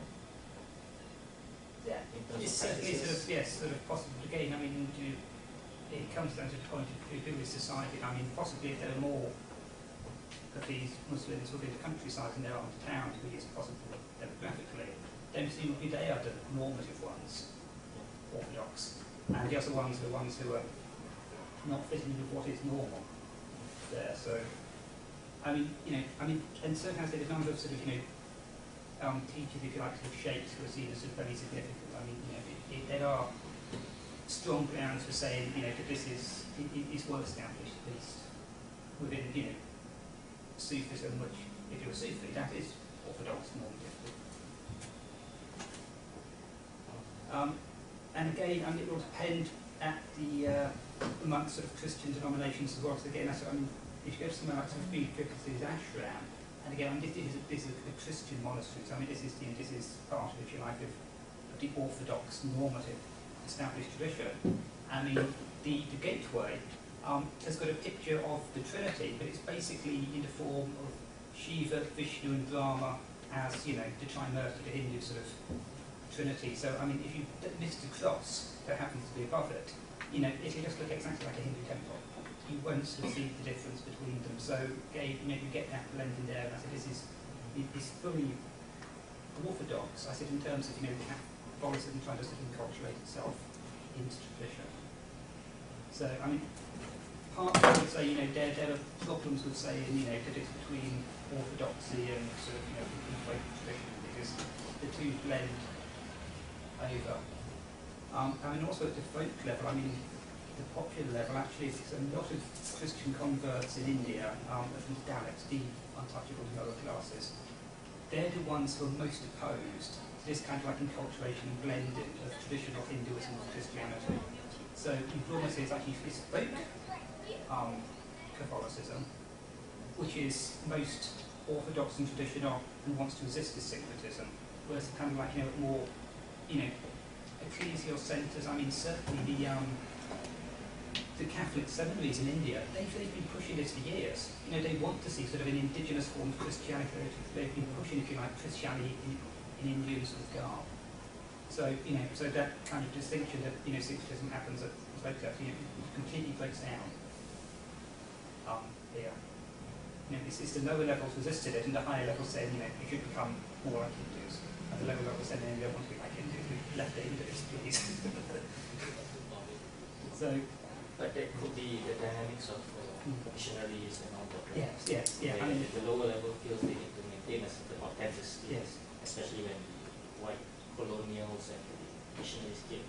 Whereas from the missionary perspective, it's about contextualizing theology so that Catholicism, Christianity would be more attractive. Right? Yes. Yeah. Well, certainly now in the 19th century, it was very. So it's a different process. Yes, it was a very different sort of process, and there. I mean, in the 19th century, it was basically the Western missionaries telling them not to be Hindu, and the Hindus said we'd like a bit more of a Hindu Christianity. But in the 20th century, I think it's easier. Yes. So now I'll come into it. So just to conclude, you can read on your own good time, and I can send you these slides. But a little bit about sort of interreligious studies. So interreligious studies recognises the researchers, the teachers and the students' role as agents in the spaces between. Agency means being implicated in negotiations of power, both within the religious traditions and between them. Hence, self-critical reflection in one's own agency is called for. So basically, sort of what he's saying is like there are no sort of neutral spaces that basically scholars, devotees, everybody is involved in the act of sort of creating what religions are. So I said there's no position, I said simply to stand back and study sort of, scholarship or anything else, because everyone is involved in this reference to in the country which you can look at. So this is a bit of a kind of an agenda of what I think, based upon workshops 1 and 2. So study the religion today as it entails a self-question and doubt about what we're studying and how we study it. So if we go back down to seminar 1, for those of you who were there, I said, is this question like, you know, what is religion? We can't sort of define it clearly. There's these sort of very sort of grey border areas. So we don't know what and how we're studying it. Sorry? Doubt. Doubt.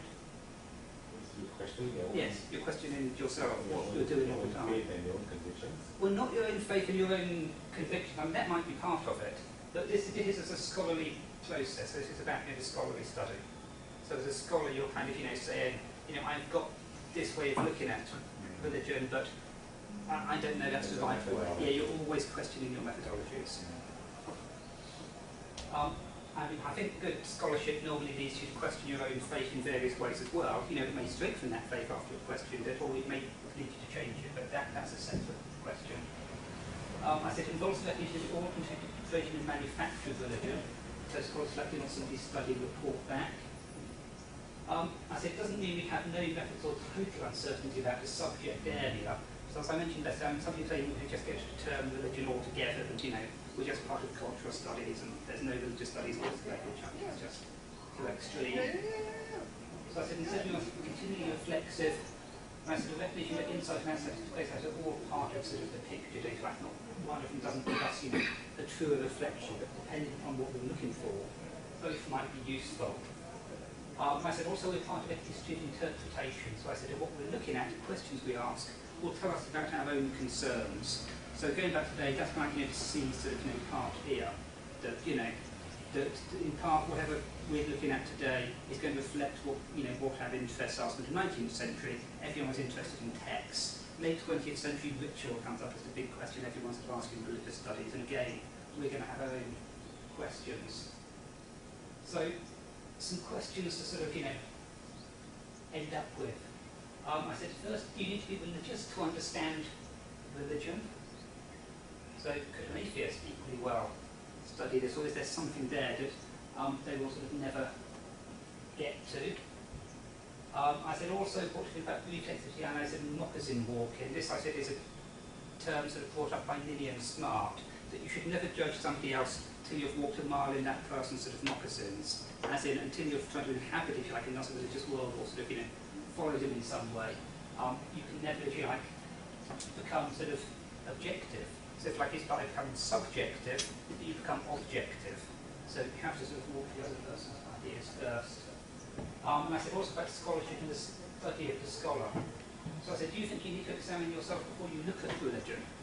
Which is what I've kind of sort of suggested. What are your own biases? If you don't look at your own biases first, you can't even start to study in the first place. So scholarship actually starts by looking at yourself before you look at the other. Or is that just a little bit, I don't know, postmodern and naive? Shouldn't we just go out there as scientists and look at the world? And I said also a question, I mean, I said, how far is active or political involvement part of what scholars do? Presumably if you've got an activist agenda, you're not neutral. So I said, various sort of thoughts and questions around this. I don't know if you want to sort of stop and discuss these for a few minutes, or if you just want to take these away and think about them later. How are you all feeling? I think you want to go away and discuss it. We've been here for 3 hours, so that's fine. Okay, so thank you, Simon. Yeah, but we haven't touched on this whole idea of double belonging and on triple belonging, your conclusion. No, I haven't touched upon it here, but that, I said, is just kind of one of the questions around sort of what an insider, outsider, especially what the study of religion involves. So I haven't discussed it about I mean, I think it is very clearly possible, simply on the grounds that people do it. And if you like, people who are very clearly knowledgeable about both traditions, I mean, it's not simply kind of like, you know, naive, young, college students who think it's trendy to be a bit of Buddhist and a bit sort of Hindu and a bit this and that. I mean, you know, these are people who have spent their entire lives in monasteries, you know, living within both traditions. So I mean, it happens, therefore it's possible. So if you like, the theory has to follow the practice. That's my assumption.